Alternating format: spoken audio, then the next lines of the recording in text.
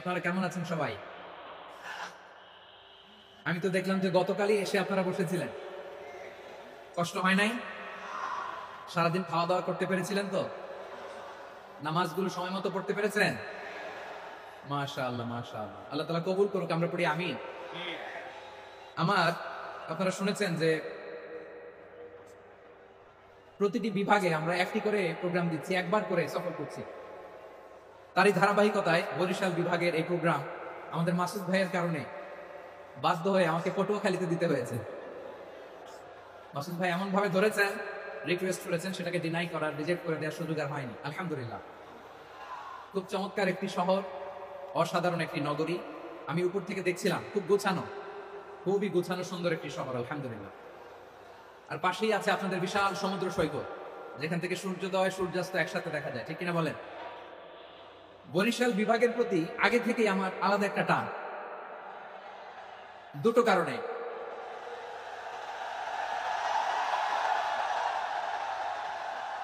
আলহামদুলিল্লাহ আলহামদুলিল্লাহ, মাশাআল্লাহ।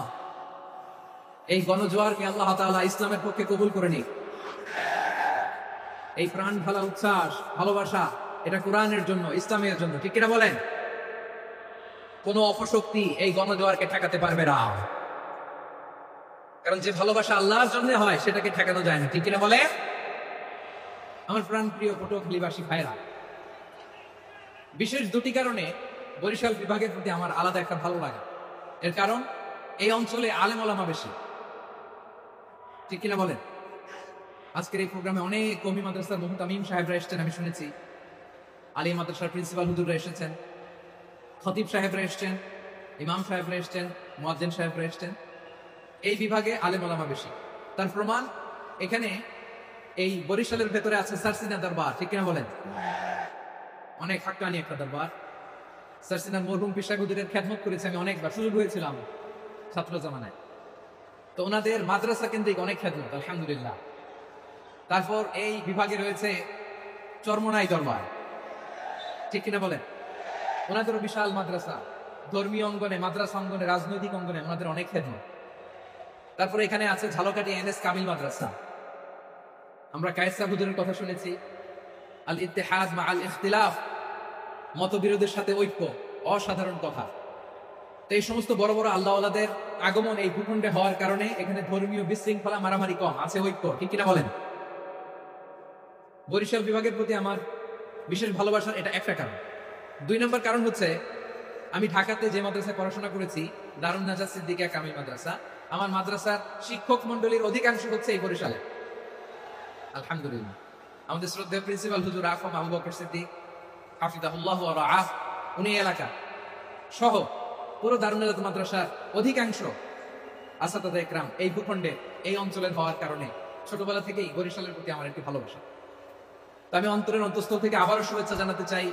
আমি আমাদের অনেক ভাইদেরকে দেখতে পাচ্ছি, আপনারা বসার জায়গা পাননি, দাঁড়িয়ে আছেন এবং খুবই নিশ্চুপ, শান্ত, সুশৃঙ্খল। The people of Barishal, they are very smart, আলহামদুলিল্লাহ, মাশাআল্লাহ। এবং শ্রোতা যাদেরকে দেখতে পাচ্ছি, বেশিরভাগের বয়স 15 থেকে 25। জেনজি, যেখানেই যাই জেনজি আমারে ছাড়ে না, মাশাআল্লাহ। এরাই আগামীর বাংলাদেশ, এরাই বাংলাদেশ। এদের হাতে নিরাপদ আমার লাল সবুজের পতাকা, এদের হাতে নিরাপদ আমার 56,000 বর্গ মাইলের প্রতিটি ইঞ্চি মাটি।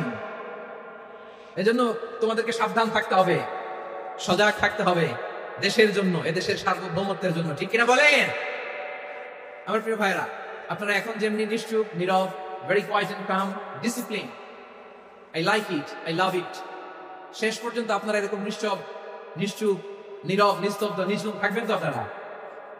মাশাআল্লাহ। আমি খুব লম্বা চূড়ার সময় নেব না, অনেক আলোচনা হয়েছে, আমি পাশেই ছিলাম, আমি দুপুরেই চলে এসেছি, আমি শুনছিলাম আলোচনাগুলো, অসাধারণ আলোচনা হয়েছে। আসলে আলোচনা হওয়া দরকার অল্প, ইবাদত আর আমল হওয়া দরকার বেশি, ঠিক কিনা? কিয়ামতের একটা আলামত হচ্ছে খুতুবুকুম তাবিলা ওয়া সালাওয়াতুকুম কাসীরা। কিয়ামতের আগে আমাদের বক্তব্য হয়ে যাবে লম্বা। Your speech will be longer and your salah will be very shorter. বক্তব্য হবে লম্বা, সালাত হবে খাটো। এই নমুনা বর্তমানে আছে না নাই? ঘন্টার পর ঘন্টা, তাও তৃপ্তি মিটে না। অনেক জায়গায় রাত পর্যন্ত, মিডনাইট পর্যন্ত, মধ্যরাত পর্যন্ত আলোচনা হয়। এটা ঠিক নয়। বক্তব্য হবে একেবারে gist, cream of the creams, একেবারে ক্রিম কথাটা আলোচক উপস্থাপন করবেন। হেদায়েত দেওয়ার মালিক কে? ইন্নাকা লা তাহদি মান আহবাবতা ওয়ালাকিন্নাল্লাহা ইয়াহদি মান ইয়াশা। নবী হে, আপনি চাইলেই কাউকে হেদায়েত দিতে পারবেন না। হেদায়েত দেওয়ার মালিক কে? প্রিয় ভাইরা, আমি শুরুতেই দেখতে চাই যে আপনারা বরিশাল বিভাগের কে কোন জেলা থেকে আসলেন, এটা একটু জেনে খোঁজখবর নিয়ে আমি আলোচনা শুরু করবো ইনশাআল্লাহ।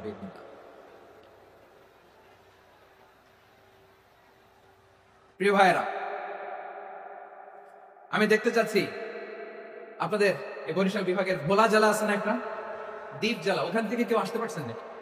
হ্যাঁ, আল্লাহু আকবার, আসছে তো, ওই যে হাত দেখা যাচ্ছে। সর্বনাশ, মাশাআল্লাহ, ঠিক আছে। আল্লাহ আমার ভাইজানকে তুমি কবুল করো। বরগুনা জেলা থেকে কেউ এসেছেন আজকে প্রোগ্রামে? ইয়া সালাম, মাশাআল্লাহ মাশাআল্লাহ, ওয়েলকাম ওয়েলকাম, ঠিক আছে। পিরোজপুর জেলার কেউ এসেছেন? পিরোজপুর জেলা থেকে মাশাআল্লাহ অনেক ভাই এসেছেন। ঝালকাঠি, মাশাআল্লাহ, ঝালকাঠিতে অনেক আসছে। তারপর বরিশাল জেলা থেকে কারা কারা এসেছেন? বরিশাল, মাশাআল্লাহ তাবারাকাল্লাহ। এবার পটুয়াখালী জেলার কারা কারা দেখি? মাশাআল্লাহ মাশাআল্লাহ মাশাআল্লাহ, আল্লাহ তুমি কবুল করো, আল্লাহ তুমি কবুল করো। লিল্লাহি তাকবীর, লিল্লাহি তাকবীর, লিল্লাহি তাকবীর। হাসান, প্রিয় ভাইরা, আসুন আমরা কাল বিলম্ব না করে আজকের পটুয়াখালী জেলা শহরের, মাশাআল্লাহ, ওই যে লক্ষ্মীপুর থেকে আমাদের ভাই এসে প্লেকার্ড নিয়ে দাঁড়াইছে, ঠিক আছে, প্লেকার্ড দেখেছে, ফি আমানিল্লাহ। আচ্ছা, এই বরিশাল বিভাগের বাইরে থেকে কারা কারা আসছেন দেখি, কেউ আছেন কিনা? মাশাআল্লাহ, অনেক অনেক অনেক, মাশাআল্লাহ, আল্লাহ কবুল করুন, আল্লাহ কবুল করুন, ফি আমানিল্লাহ। চাঁদপুর, ঠিক আছে ঠিক আছে, হ্যাঁ, ইলিশের বাড়ি চাঁদপুর, ঠিক আছে, মাশাআল্লাহ। বসুন বসুন। সম্মানিত ভাইরা, আসুন আমরা মূল আলোচনার দিকে চলে যাই। আজকে আমরা যে টপিকটা নিয়ে আলোচনা করব সেটা হচ্ছে, আমরা যে জীবনে বিপদে পড়ি, আমরা বিপদে পড়লে আমাদেরকে উদ্ধার করে কে? আল্লাহ ছাড়া আমাদের বাঁচানোর কেউ আছে? উদ্ধার করার কেউ আছে? রক্ষা করার কেউ আছে? এজন্য বিপদে পড়লে আমরা চাইবো কার কাছে? আমাদের যাই দরকার হোক আমরা ফরিয়াদ করব কার কাছে? নাকি মাজারে যেয়ে চাবেন? মাজারে যেয়ে চাবেন? অনেকে তো মাজারে যেয়ে কপাল খসে, আছে না নাই? মাজারে যেয়ে সন্তান চায়, আছে? এই এলাকার লোকদের আকীদা খালেস, আমি জানি। মাজারে যেয়ে কপাল খসে আর সন্তান চায়। আচ্ছা, মাজারে গেলে সন্তান পাওয়া যায়? আচ্ছা, মাজারে না গেলে যদি বাচ্চা না হতো, গরু ছাগলের যে বাচ্চা হয়, ওরা কোন মাজারে মানত করে বলেন? কথা কি বুঝতেছেন? এই যে প্রতি বছর গরু ছাগল ভেড়া এগুলো যে বাচ্চা দেয়, এরা কোন মাজারে যে মানত করে? এজন্য চাইতে হবে একজনের কাছে, তিনি কে? আমার প্রিয় পটুয়াখালীবাসী, মাজার জিয়ারত করা সুন্নাহ। আমরা মাজার জিয়ারত করব, আল্লাহ ওয়ালাদের কবরে যাব, আমরা সেখানে যে সালাম দিব, দোয়া করব, নিজের জন্য করব, কবরে শুয়ে থাকা মাইয়েতের জন্য করব, পুরো মুসলিম উম্মার জন্য করব। কিন্তু কবরে যিনি শুয়ে আছে, ওই বাবার কাছে সন্তান চাওয়া যাবে? চাকরি চাওয়া যাবে? সফলতা চাওয়া যাবে? সফলতা দেয় কে? সবাই বলেন নাই, আওয়াজ করে বলেন, সফলতা দেওয়ার মালিক কে? এক কথাই রব্বুল আলামিন বলেন, ওয়া ইয়ামসাসকাল্লাহু বিদুররিন ফালা কাশিফা লাহু ইল্লা হু ওয়া ইয়ুরিদকা বিখাইরিন ফালা রাদ্দা লিফাদলি ইউসিবু বিহি মান ইয়াশাউ মিন ইবাদিহি ওয়া হুয়াল গফুরুর রহিম। আল্লাহু আকবার। আল্লাহ বললেন, ওয়া ইয়ামসাসকাল্লাহু বিদুররিন ফালা কাশিফা লাহু ইল্লা হু। আল্লাহ যদি তোমাকে কোনো বিপদ স্পর্শ করায়, আল্লাহ যদি তোমারে কোনো বিপদে ফেলে দেয়, ওই বিপদ থেকে উদ্ধার করার তিনি ছাড়া আর কেউ নাই। জোরে বলেন ঠিক কিনা? তিনি যদি কোনো বিপদে ফেলেন, তিনি ছাড়া বিপদ থেকে উদ্ধার করার কেউ নাই। আর তিনি যদি তোমার প্রতি কোনো অনুগ্রহ করতে চান, ওই অনুগ্রহ ঠেকিয়ে দেওয়ার ক্ষমতাও কারো নাই। আল্লাহ যদি আপনার সফলতা দিতে চায়, পৃথিবীর কোন শক্তি ওই সফলতাকে থামাতে পারে? এজন্য আল্লাহ বললেন, খবরদার, চিন্তার আকীদা খালিস করে নাও। ওয়া ইয়ামসাসকাল্লাহু বিদুররিন ফালা কাশিফা লাহু ইল্লা হু। আল্লাহ বিপদে ফেললে বিপদ থেকে উদ্ধার করার কেউ থাকে না। আর আল্লাহ যদি তোমার প্রতি দয়া দেখাতে চান, অনুগ্রহ করতে চান, ওই অনুগ্রহকে প্রতিরোধ করার মতো ক্ষমতা কারো নাই।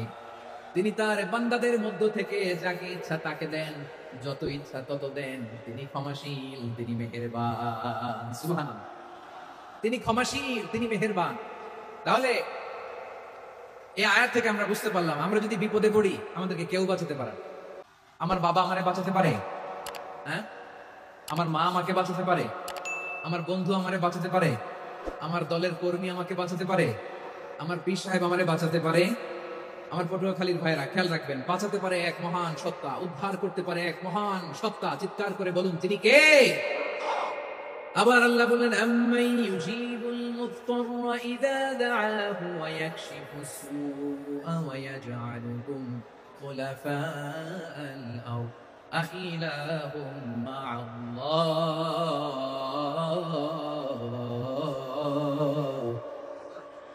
কলিলাম মা তাযাক্কারুন। রব্বুল আলামিন বলেন, বিপদে পড়ে কাতর কণ্ঠে চিন্তাগ্রস্ত হয়ে যখন কেউ ফরিয়াদি হয়ে আল্লাহর ডাকে হাত তোলে, তখন এই ব্যক্তির ডাকে সাড়া দেয় কে? সবাই বলুন। কাতর কণ্ঠে বিপন্ন অবস্থায় আপনি যখন কেঁদে কেঁদে হাত তুলে আপনার দুঃখের কথা জানান, আপনি যখন ডাকেন তারে, তখন আপনার ডাকে সাড়া দেয় কে? আল্লাহ বলে, আমি সাড়া দেই। তোমাদের বিপদকে মুক্ত করে দেয় কে?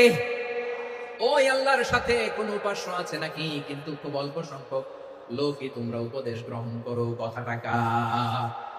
তাহলে বিপন্ন মানবতা যখন কাঁদে, মানুষ যখন বিপদে পড়ে নিরুপায় হয়ে ফরিয়াদ করে, তার ডাক শোনার কেউ নাই একজন ছাড়া। চিল্লায় বলেন তো তিনি কে? এজন্য আমরা ফরিয়াদের হাত কার দিকে তুলব?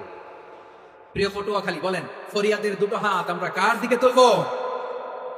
এবং খেয়াল রাখতে হবে, মাথার সাথে সেট করে নিতে হবে, আল্লাহ ছাড়া আমাকে উদ্ধার করার কেউ নাই। এই পৃথিবীতে কেউ আপন না। প্রিয় ভাই, বিপদে বললে বোঝা যায় কেউ আপন না। আপন শুধু একজন মহান সত্তা, তিনি কে? এটা কি আপনারা খেয়াল রাখতে পারবেন? হ্যাঁ, বিপদে আপদে কেউ আমাদের বাঁচাতে পারে না, তরাতে পারে না, মুক্তি দিতে পারে না, উদ্ধার করতে পারে না, একমাত্র আমার প্রভু ছাড়া, আল্লাহ ছাড়া। চিল্লায় বলেন ঠিক কিনা? এবং প্রিয় পটুয়াখালীর ভাইয়েরা, মাথার সাথে এটা সেট করে নিতে হবে যে আমাদের পুরো জীবনটাই পরীক্ষা। পুরো জীবনটাই কি? The life is a test. পুরো জীবনটাই পরীক্ষা। এই জীবনে বিপদ আসবে, আপদ আসবে, পরীক্ষা আসবে, সবার জীবনে এটা থাকে। এক একজনের পরীক্ষা এক এক রকম। আমার পরীক্ষা একরকম, মাসুদ ভাইয়ের পরীক্ষা একরকম, চৌধুরী সাহেবের পরীক্ষা একরকম, আপনার পরীক্ষা একরকম, ওনার পরীক্ষা আবার আরেক রকম। পুরো পৃথিবীটাই পরীক্ষা ক্ষেত্র, সবাই পরীক্ষা দিচ্ছি, কিন্তু কারো পরীক্ষা প্রশ্নের সাথে কারোটার মিল না। সুবহানাল্লাহ পড়বেন না? পুরোটাই পরীক্ষা ক্ষেত্র, সবাই পরীক্ষার্থী, কিন্তু প্রশ্নপত্র একটার সাথে আরেকটা মিলে না। One doesn't match the other. একজনেরটার সাথে আরেকজনেরটা মিলে না। কাউকে আল্লাহ তাআলা ধনী বানিয়ে পরীক্ষা করেন। কি বানিয়ে? কথা কি বুঝতেছেন নাকি কষ্ট হচ্ছে? কষ্ট হচ্ছে আপনাদের? কাউকে আল্লাহ ধনী বানিয়ে পরীক্ষা করেন, আবার কাউকে আল্লাহ তাআলা গরিব বানিয়ে পরীক্ষা করেন, কাউকে আল্লাহ অসুস্থ বানিয়ে পরীক্ষা করেন। কেউ দেখবেন যে দুরারোগ্য ব্যাধিতে আক্রান্ত, ডাক্তার বলেছে আর সময় নাই, দুরারোগ্য ব্যাধি, ক্যান্সার, যার নেই কোনো অ্যান্সার, তার জন্য পরীক্ষা হচ্ছে এই রোগ। আরেক লোক দেখবেন তার আবার রোগ বালাই নাই, মাশাআল্লাহ, তাকে আল্লাহ তাআলা আর্থিক দৈন্যতা, দারিদ্রতা দিয়ে পরীক্ষা করছেন। এরকম আছে না নাই? টাকা পয়সা নাই, দিন আনে দিন খায়, যা আছে তাতে চলে না, এটা তার জন্য পরীক্ষা।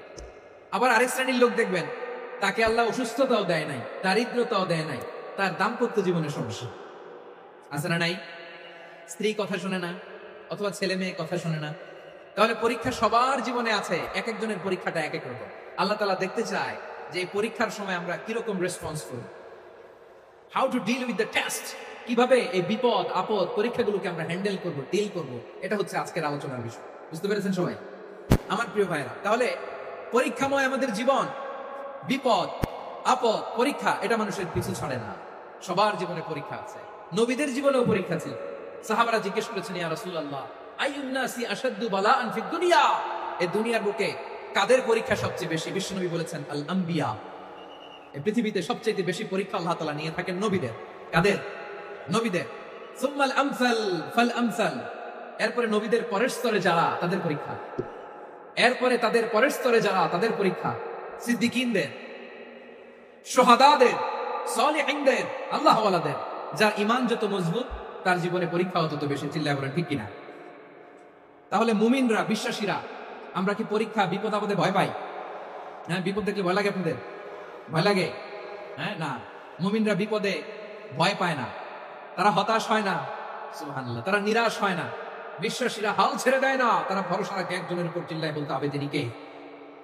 কারণ মুমিন জানে the grief isn't permanent, the test isn't permanent, the struggle in our life isn't permanent. আমাদের জীবনে দুঃখ, কষ্ট, struggle এগুলো পার্মানেন্ট নয়।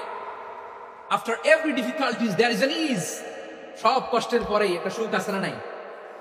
রব্বুল আলামিন বলেন ফাইন্না মাআল উসরি ইউসরা, ইন্না মাআল উসরি ইউসরা, ভয় পেও না, চিন্তা করো না, কষ্টের সাথেই আমি রেখে দিয়েছি স্বস্তি। সুবহানাল্লাহ বলেন। মুমিন জীবনে বিপদ যত বেশি, কষ্ট যত বেশি, তার সামনে সফলতা তার চেয়েও বেশি, ঠিক কিনা বলেন? কারণ বিশ্বাসীরা জানে রাত্রি যত গভীর হয় সুবহে সাদিকের সময় তত আগাতে থাকে। গর্ভবতী নারীর পেটের ব্যথা যত বাড়তে থাকে, ঘরে নতুন মেহমান আগমনের সময় ঘনাতে থাকে। মুমিনদের উপর বিপদ, অত্যাচার, আপদ, পরীক্ষা যত বাড়তে থাকে, কালেমার পতাকা উড্ডয়নের সময় কাছে আসতে থাকে। বিশ্বাসীদের এগুলো হিসাব মিলানো অনেক আগে, এগুলো অনেক আগে হিসাব মিলানো। দুঃখের আধার শেষে সুখের আলো মিটিমিটি হাসে, চিল্লায় বলেন ঠিক কিনা?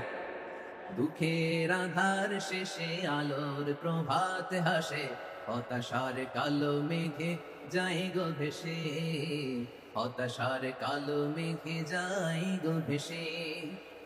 দুঃখের আধার শেষে আলোর প্রভাত হাসে, হতাশার কালো মেঘে যায় গো ভেসে, হতাশার কালো মেঘে যায় গো ভেসে।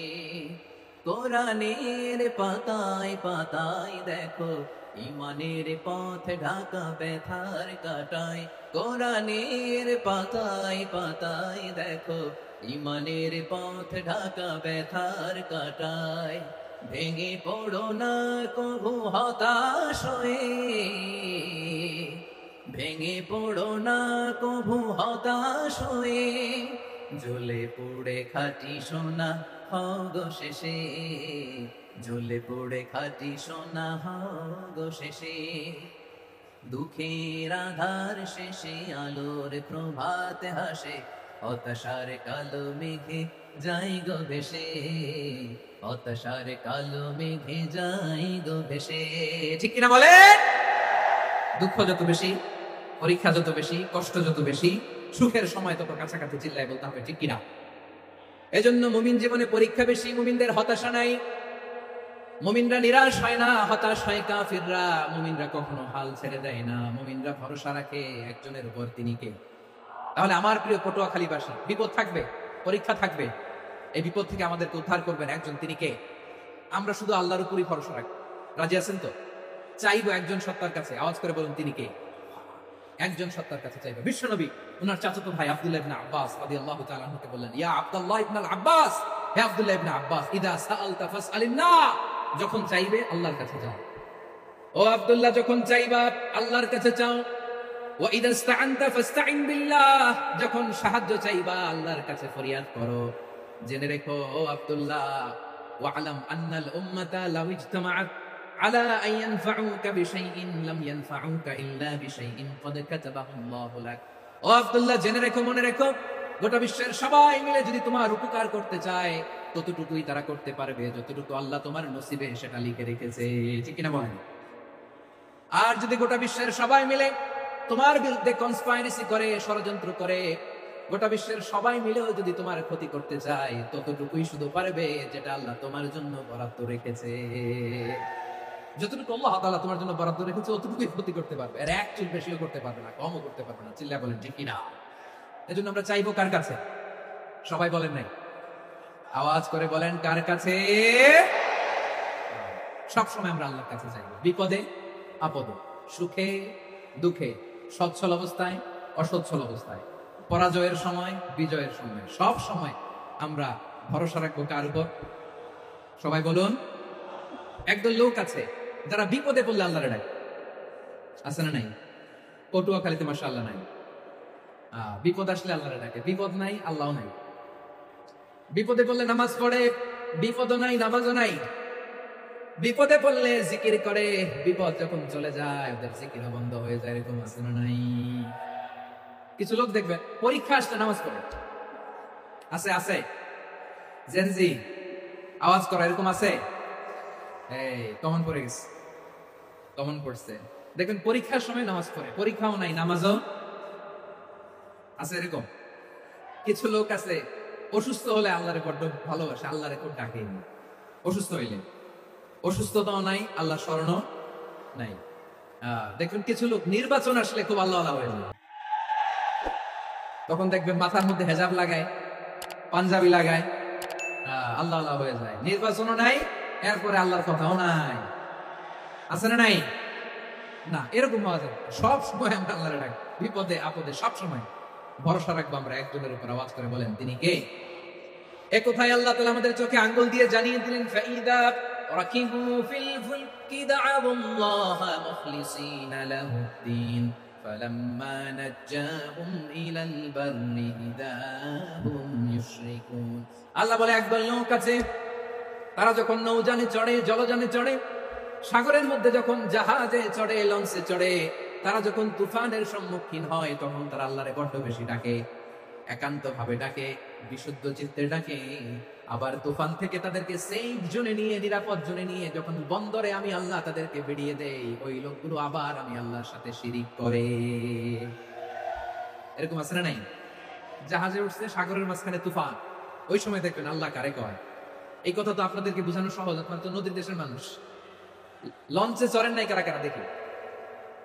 লঞ্চে চড়ছেন? হ্যাঁ, লঞ্চে চড়ে নাই এরকম একজনও নাই এখানে। আচ্ছা, লঞ্চে উঠছেন কে কে দেখি? মাশাআল্লাহ, মাশাআল্লাহ, মাশাআল্লাহ। ঠিক আছে, আপনাদের বোঝানো সহজ। আচ্ছা, লঞ্চে উঠে তুফানের সম্মুখীন হয়েছেন, জলোচ্ছ্বাস, সবাই? মাশাআল্লাহ। তো এই ওয়াজ তো আপনাদের মুখস্থ, ঠিক কিনা বলেন? আমার বলার দরকার নাই, বলেন। মাঝ নদী, তুফান, জলোচ্ছ্বাস, জলের মধ্যে উচ্ছ্বাস, ঢেউ, টর্নেডো, সাইক্লোন, মেঘের ঘনঘটা, পরিবেশ ঘুটঘুটে অন্ধকার, লঞ্চ একবার এদিকে আরেকবার ওইদিকে, ভিতরে কি অবস্থা হয় বলেন তো? হ্যাঁ, তখন মুসলিম আল্লাহরে ডাকে, হিন্দু আল্লাহরে ডাকে, ঠিক কিনা বলেন? আস্তিক আল্লাহরে ডাকে, নাস্তিক আল্লাহরে ডাকে, ঠিক কিনা? লঞ্চের ভেতর, স্টিমারের ভেতর কান্নারের রোল পড়ে যায়, চিৎকারের রোল পড়ে যায়, সবার মুখে শুধু একটা আওয়াজ, লা ইলাহা, লা ইলাহা, লা ইলাহা, সুবহানাল্লাহ, আলহামদুলিল্লাহ, লা ইলাহা। আল্লাহ নামের জিকির করবে যারা, আল্লাহর কাছে প্রিয় তারা, আল্লাহর কাছে প্রিয় যারা, জান্নাতে প্রবেশ করবে তারা, জোরে লা ইলাহা, লা ইলাহা ইল্লাল্লাহ, লা ইলাহা ইল্লাল্লাহ, মুহাম্মাদুর রাসূলুল্লাহ সাল্লাল্লাহু আলাইহি ওয়াসাল্লাম। আমার প্রিয় পটুয়াখালীবাসী, তাহলে লঞ্চের ভেতরে যখন আমরা তুফানের মধ্যে পড়ি, তখন সবাই মিলে আমরা একটা নামের জিকির করি। নামটা কার? মুসলমানেরাও ডাকে, হিন্দুরাও ডাকে, আস্তিকও ডাকে, নাস্তিকও ডাকে, সবাই ডাকে একজনকে, তিনি কে? আবার দেখবেন ওই আল্লাহ তুফানের পরে, ঝড়ের পরে ওই লঞ্চটাকে যখন সদর ঘাটে ফিরিয়ে দেয়, আবার আমরা নাফরমানি শুরু করে দেই। সে কোথায় আল্লাহ বললেন, ফাইদা রাকিবু ফিল ফুলকি দা'আবুল্লাহা মুখলিসিনা লাহুদ্দিন ফালাম্মা নাজ্জাহুম ইলাল বাররি ইযা হুম ইউশরিকুন। সাগরে যখন তুফানে পড়ে আমি আল্লাহরে ডাকে, আবার আমি আল্লাহ যখন বাঁচিয়ে দেই, আবার আমি আল্লাহর সাথে শিরিক শুরু করে। আমরা কি এরকম হতে চাই নাকি? এরকম করবেন? হ্যাঁ, না। আমরা তুফানে পড়লেও আল্লাহরে ডাকি, আবার বাঁচায় দেওয়ার পরেও ডাকি কারে? আল্লাহকেই ডাকি। বিমানের মধ্যে মাঝে মাঝে দেখবেন যে এয়ার টার্বুলেন্স হয়, জানেন? এয়ার টার্বুলেন্স জানেন তো? মাঝে মাঝে বিমানটা বাউন্সিং করে, বাম্পি, ভেরি বাম্পি ওয়েদার। শুনেন নাই? 40,000 ফিট উপরে যখন থাকে, তখন পাইলট মাঝে মাঝে বলে, dear passengers, ladies and gentleman, right now we are flying 40,000 feet above the ground and we are passing very air turbulence, very heavy air turbulence right now. Please fasten your seat belt. দেখবেন মাঝে মাঝে বলে যে, ভদ্র মহিলা, ভদ্র মহোদয়গণ, আমরা 40,000 ফিট উপর দিয়ে যাচ্ছি আর এয়ার টার্বুলেন্স ফেস করছি, মেহেরবানি করে আল্লাহর রাস্তায় সিট বেল্ট বাঁধুন। তখন বিমানটা এরকম বাউন্সিং করে, শেকিং করে। আপনারা মুখোমুখি হয়েছেন? ইদানিং এই এয়ার টার্বুলেন্স বেড়ে গিয়েছে। গত বছর আমার ইন্টারন্যাশনাল অনেকগুলো ফ্লাইট ছিল, তো আমি দেখলাম যে আগের ফ্লাইটগুলোর তুলনায় এখন এয়ার টার্বুলেন্স খুব বেশি। আমি একটু রিসার্চ করে দেখলাম, ক্লাইমেট চেঞ্জের কারণে, জলবায়ু পরিবর্তনের কারণে আকাশের বাতাসের মুভমেন্টে পরিবর্তন হয়েছে, ফলে এখন বিমান শেকিং করে বেশি, বাউন্সিং, বাম্পি ওয়েদার। তো বলেন তো 40,000 ফিট উপরে যখন আপনি, কয় হাজার ফিট, সবাই বলুন কয় হাজার ফিট, 40,000 ফিট উপরে যখন আপনি, তখন যখন বিমানটা এরকম বাউন্সিং করে, সবাই যখন ভমিটিং করে বিমান নষ্ট করে দেয়, বমি করে, তখন বাঁচানোর কে আছে আল্লাহ ছাড়া? কেউ আছে? ওই মুহূর্তেও সবাই মিলে একজনের ডাকে আওয়াজ করে বলেন তিনি কে? মাঝে মাঝে কিছু সোশ্যাল মিডিয়ায় কিছু ভিডিও পাওয়া যায় যে হেভি যখন এয়ার টার্বুলেন্স হয়, 10 সেকেন্ড 15 সেকেন্ডের কিছু ভিডিও পাওয়া যায়, বিমানটা এরকম বাউন্সিং করছে, বাম্পি ওয়েদার, কাঁপছে, মানুষগুলো বমি করছে, অক্সিজেন মাস্কগুলো সব ঝুলে পড়েছে, বিমানটা শুধু কাঁপছে। তখন দেখবেন বিমানের ভেতরেও এরকম লঞ্চের মতো চিৎকার আছে না নাই? বিমানের ভেতরেও তখন চিৎকার। গত বছর হিথ্রো এয়ারপোর্ট থেকে সিঙ্গাপুর এয়ারলাইন্সের একটা ফ্লাইট, হিথ্রো টু চাঙ্গি, একটা ফ্লাইটে এমন বেশি এয়ার টার্বুলেন্সের শিকার হয়েছিল ওই এয়ারক্রাফটটা, 33 জন যাত্রী সেখানে আহত হয়েছে, একজন যাত্রী নিহত হয়েছে। কেভিন ক্রুজ, এয়ার হোস্টেস যারা আছে, একজনের নাক ফেটে, চোখ ফেটে, কপাল ফেটে, ব্লিডিং হয়ে শয়লা। প্রিয় ভাইরা, 40,000 ফিট উপরে বিমানটা যখন কাঁপে, তখন আমাদেরকে আল্লাহ ছাড়া আর কেউ বাঁচানোর আছে? এত আসতে বললে হবে? ওই কঠিন মুহূর্তে আমার বাবা আমারে বাঁচাতে পারে, আমার বন্ধু আমারে বাঁচাতে পারে, এই গ্রাউন্ডে জমিনের পক্ষে আমার প্রোটোকল, আমার ক্ষমতা, আমার দাম্ভিকতা, কোনো কিছু আমারে বাঁচাতে পারে একজন ছাড়া। চিল্লায় বলতে হবে তিনি কে? সে আল্লাহ বললেন, গোলাম আমি বিপদের সময় ঠিকই তোমাদের বাঁচিয়ে দেই। ওই বিমানের ভেতরে 40,000 ফিট উপরে যখন তোমরা এয়ার টার্বুলেন্সের শিকার হও, তখন নাস্তিকও আল্লাহরে ডাকে, হিন্দু আল্লাহরে ডাকে, জোরে বলেন ঠিক কিনা? আবার বিমানটা যখন শান্ত হয়ে যায়, একটু পরেই বিমানের স্ক্রিনের মধ্যে হিন্দি সিনেমা খোঁজে। বিমানের স্ক্রিনে কিন্তু বিশাল ওখানে আফলাম ফিল্মের একেবারে বুঝাই করা। বিমানটা শান্ত হলে আবার হিন্দি সিনেমা দেখা শুরু করে। একটু আগে ডাকছিল কারে কারে? দেখবেন বাংলাদেশে আমাদের ক্রিকেটাররা যখন অন্য কোনো দেশের সাথে খেলে, অনেক সময় এমন হয় বল বাকি একটা, রান দরকার 6টা। বল বাকি কয়টা? পটুয়াখালী বোঝে নাই বলে, বল বাকি কয়টা, রান দরকার। আপনি দেখবেন ক্যামেরাম্যান তখন গ্যালারিতে খালি দেখায় দর্শকদের যে কি অস্থিরতা। হিপ হপ স্টাইলের মেয়েটা, যে মেয়েটার ওড়না এতক্ষণ ছিল গলায়, এতক্ষণ কই ছিল, ওই মেয়েটা দেখবেন ওড়নাটা টেনে মাথায় দিয়ে মুনাজাত ধরতেছে, আল্লাহ আল্লাহ, একটা সক্কা, আল্লাহ আল্লাহ, আমার লাল সবুজের পতাকারে তুমি অপমানিত করো না আল্লাহ, ইন্ডিয়ার সাথে আমাদের খেলা, আল্লাহ আল্লাহ, একটা সক্কা, একটা।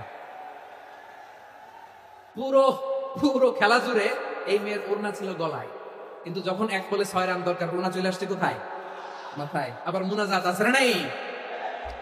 ঠিকই বাংলাদেশের দামাল ছেলে এমন এক শট মারলো, বল চলে গেল স্টেডিয়ামের বাইরে, ছক্কা, জিতে গেলাম আমরা। পুরো স্টেডিয়াম জুড়ে চিৎকার, হই হুল্লোড়, মৌজ মাস্তি। যেই মেয়েটা মাথার মধ্যে ওড়না দিয়ে এতক্ষণ সুবহানাল্লাহ সুবহানাল্লাহ বলে আল্লাহর কাছে দোয়া করেছে, ওই মেয়ে এখন আবার ওড়না ফেলে দিয়ে নাচা শুরু করে দিয়েছে। তাহলে আল্লাহর ভয়, আল্লাহর প্রতি আস্থা, বিশ্বাস, ভালোবাসা, এটা কি ক্ষণিকের জন্য? মানে আমার যখন লাগবে তখন আল্লাহর ইউজ করবো নাকি? হ্যাঁ, বিপদে আপদে, সুখের সময় দুঃখের সময়, সচ্ছল অসচ্ছল অবস্থায় বিশ্বাসীরা ভরসা রাখে একজনের উপর। চিৎকার করে বলো পটুয়াখালী তিনি কে? সে আল্লাহ বললেন, গোলাম মনে করো না জাহাজ থেকে সদরঘাটে ভিড়িয়ে দিলাম তুমি নিরাপদ হয়ে গেছো, মনে করো না 40,000 ফিট থেকে সেফ ল্যান্ডিং এর পরে এয়ারপোর্টে নেমে গেলে তুমি নিরাপদ হয়ে গেছো। ও মিয়া, বিপদ কি শুধু সাগরে আর আকাশে? ঘরের বিপদ, ঘরের ভেতরও বিপদ আসতে পারে কি পারে না? এজন্য সূরা মুলক আল্লাহ বললেন, আমিনতুম মান ফিস সামাই আন ইয়াকসিফা বিকুমুল আরদা ফাইদা হিয়া তামুর। তোমরা কি ভাবছো তোমরা নিরাপদ? সাগরের মধ্যে তুফান, আল্লাহ আল্লাহ ডাকলাম, সদরঘাটে যে করছি, বেঁচে গেছেন তো আপনি। আর পাবে আপনারে আল্লাহ? আল্লাহরে তো সাগরের মাঝখানে তো আল্লাহ আপনার পাইছিল, আর তো পাবে না। আর পাবে আপনারে? আর আল্লাহ ধরতে পারবে আপনারে? ঘরের ভেতরও বিপদ দিয়ে আটকাতে পারে কে? 5 স্টার 7 স্টার হোটেলের ভেতরেও আমাকে বিপদের মধ্যে ফেলে দিতে পারেন কে? আল্লাহ বললেন, তোমরা কি ভেবেছো তোমরা নিরাপদ? আমি চাইলে ল্যান্ডস্লাইড, ভূমিধস দিয়ে 1 লক্ষ 1 মিনিটে নিয়ে যেতে পারি। এক সুনামি দিয়ে থাপ্পড় মেরে 3 লক্ষ সাগরের ভেতরে ঢুকাই দিতে পারি, 1 সেকেন্ডও লাগে না আমার। আম আমিনতুম মান ফিস সামাই আন ইউরসিলা আলাইকুম হাসিবা ফাসাতা'লামুনা কাইফা নাযীর। আল্লাহ চাইলে আকাশ থেকে পাথর বৃষ্টি নাযিল করতে পারেন কি পারেন না? এই মুহূর্তে এখানে ভূমিকম্প দিতে পারেন কি পারেন না? আচ্ছা, ভূমিকম্প যখন হয় আমাদের কারো হুঁশ থাকে? আপনি মনে করছেন আমরা সাধারণ মানুষ, আমরা দৌড় দেই, আর প্রেসিডেন্ট প্রধানমন্ত্রী ওনার বুঝি খাটো শুয়ে থাকে? কথা বোঝে নাই বোধহয়। ভূমিকম্প, আর্থকোয়েক যদি হয়, বাঁচার জন্য আমরা কি করি? হয় খাটের তলায়, ডাইনিং টেবিলের নিচে, উপরে শক্ত কিছু আছে এটার নিচে, অথবা ঘর হইয়া দেও দৌড়। তো প্রধানমন্ত্রী উনি কি করে? প্রেসিডেন্ট উনি কি করে? হ্যাঁ, উনি খাটের মধ্যে যে শুয়ে থাকে নাকি? উনিও দৌড়, সাধারণ মানুষও দৌড়, প্রধানমন্ত্রীও দৌড়, বাড়িওয়ালাও দৌড়, ভাড়াটিয়াও দৌড়, সবাই দৌড়। নাকি ভাড়াটিয়ারা বাড়ি থইয়া দৌড়, বাড়িওয়ালারা আর বেরোয় না? এরকম না। তাহলে যে কোনো মুহূর্তে ভূমিকম্প দিয়ে নাস্তানাবুদ করতে পারে কে? আমার প্রিয় ভাইয়েরা, আমরা নিরাপদ নই, আমরা তার দয়ায় বেঁচে আছি। কার দয়ায়? এজন্য আল্লাহ বললেন, গোলাম, যে কোনো মুহূর্তে বিপদ দিয়ে তোমাদেরকে নাস্তানাবুদ করতে পারি। বিশ্বাসী বলে যদি নিজেকে দাবি করো, সব সময় ডাকতে হবে একজন সত্তাকে। বলেন তিনি কে? এই কথা ক্লিয়ার? এই সবগুলো উদাহরণ শেষে সবার কাছে ক্লিয়ার হয়েছে না যে বিপদ থেকে, আপদ থেকে, পরীক্ষা থেকে, ক্যালামিটি থেকে আমাদেরকে কেউ বাঁচাতে পারে না একজন সত্তা ছাড়া। আবারও বলেন তো তিনি কে? ক্লিয়ার? হ্যাঁ, সবাই বুঝতে পারছেন? আচ্ছা, এবার আমরা দেখি বিষ্ণু ইসা ইসলামের জীবনে বিপদ আপদ ছিল কিনা। উনি বিপদ আসলে কিভাবে ডিল করতেন, বিপদ আসলে কোন দোয়া পড়তে হয়, কিভাবে ফরিয়াদের হাত উত্তোলন করতে হয়, কিভাবে রবের দরবারে নতজানু হয়ে ফরিয়াদ করতে হয়, এটা জানার দরকার আছে না নাই? আসলে আমরা বিষ্ণুনবীর জীবনী থেকে দেখি বিপদ আসলে উনি কি করতেন। বিপদ আসলেই প্রথমে বিষ্ণু ইসা ইসলাম একটা দোয়া পড়তেন। কি পড়তেন? তিনি পড়তেন, ইন্না লিল্লাহি ওয়া ইন্না ইলাইহি রাজিউন। নিশ্চয় আমরা আল্লাহর জন্য, নিশ্চয় আমরা কার দিকে ফিরবো ভাই? আবার কার দিকে ফিরবো? আওয়াজ করে বলুন তো, আমরা এসেছি কার কাছ থেকে, আবারও ফিরে যাব কার কাছে? এজন্য বিষ্ণু পড়ছেন, ইন্না লিল্লাহি ওয়া ইন্না ইলাইহি রাজিউন। নিশ্চয় আল্লাহর জন্য, ওই আল্লাহর দিকেই আমরা ফিরে যাব। তারপরে বিষ্ণু পড়তেন, আল্লাহুম্মা আজুরনি ফি মুসিবাতি ওয়াখলুফ লি খায়রাম মিনহা। একসাথে প্রথমে পড়তেন ইন্না লিল্লাহি ওয়া ইন্না ইলাইহি রাজিউন, তারপর পরে পড়তেন আল্লাহুম্মা আজুরনি ফি মুসিবাতি ওয়াখলুফ লি খায়রাম মিনহা। মানে আল্লাহ, এই যে আমি বিপদে ধৈর্য ধারণ করলাম, এটার সব তুমি আমার দাও, আর যেটা হারালাম এর চেয়ে ভালো কিছু দিয়ে মেকআপ করে দিও, ভালো কিছু দিয়ে বদল করে দিও। সুবহানাল্লাহ পড়েন। তাহলে বিপদ আসলে আমরা কি করব? কথা বলেন।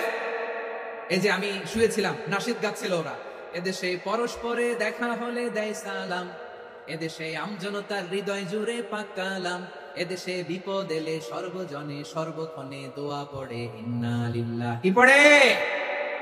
সুবহানাল্লাহ সুবহানাল্লাহ সুবহানাল্লাহ সুবহানাল্লাহ। এদেশে আজান শুনে সূর্য ওঠে শহর গ্রামে, এদেশে আজান শুনে সূর্য ডুবে সন্ধ্যা নামে, এদেশে সকল কাজে সবাই বলে বিসমিল্লাহ, এদেশে ভালো কিছু দেখে শুনে হাসি মুখে সবাই বলে মাশাআল্লাহ। সুবহানাল্লাহ পড়ে।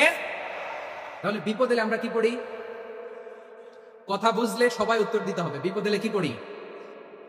তাহলে বিপদ এলেই আমরা এখন থেকে ইন্না লিল্লাহ পড়ব, নাকি হাই হুতাশ করবেন?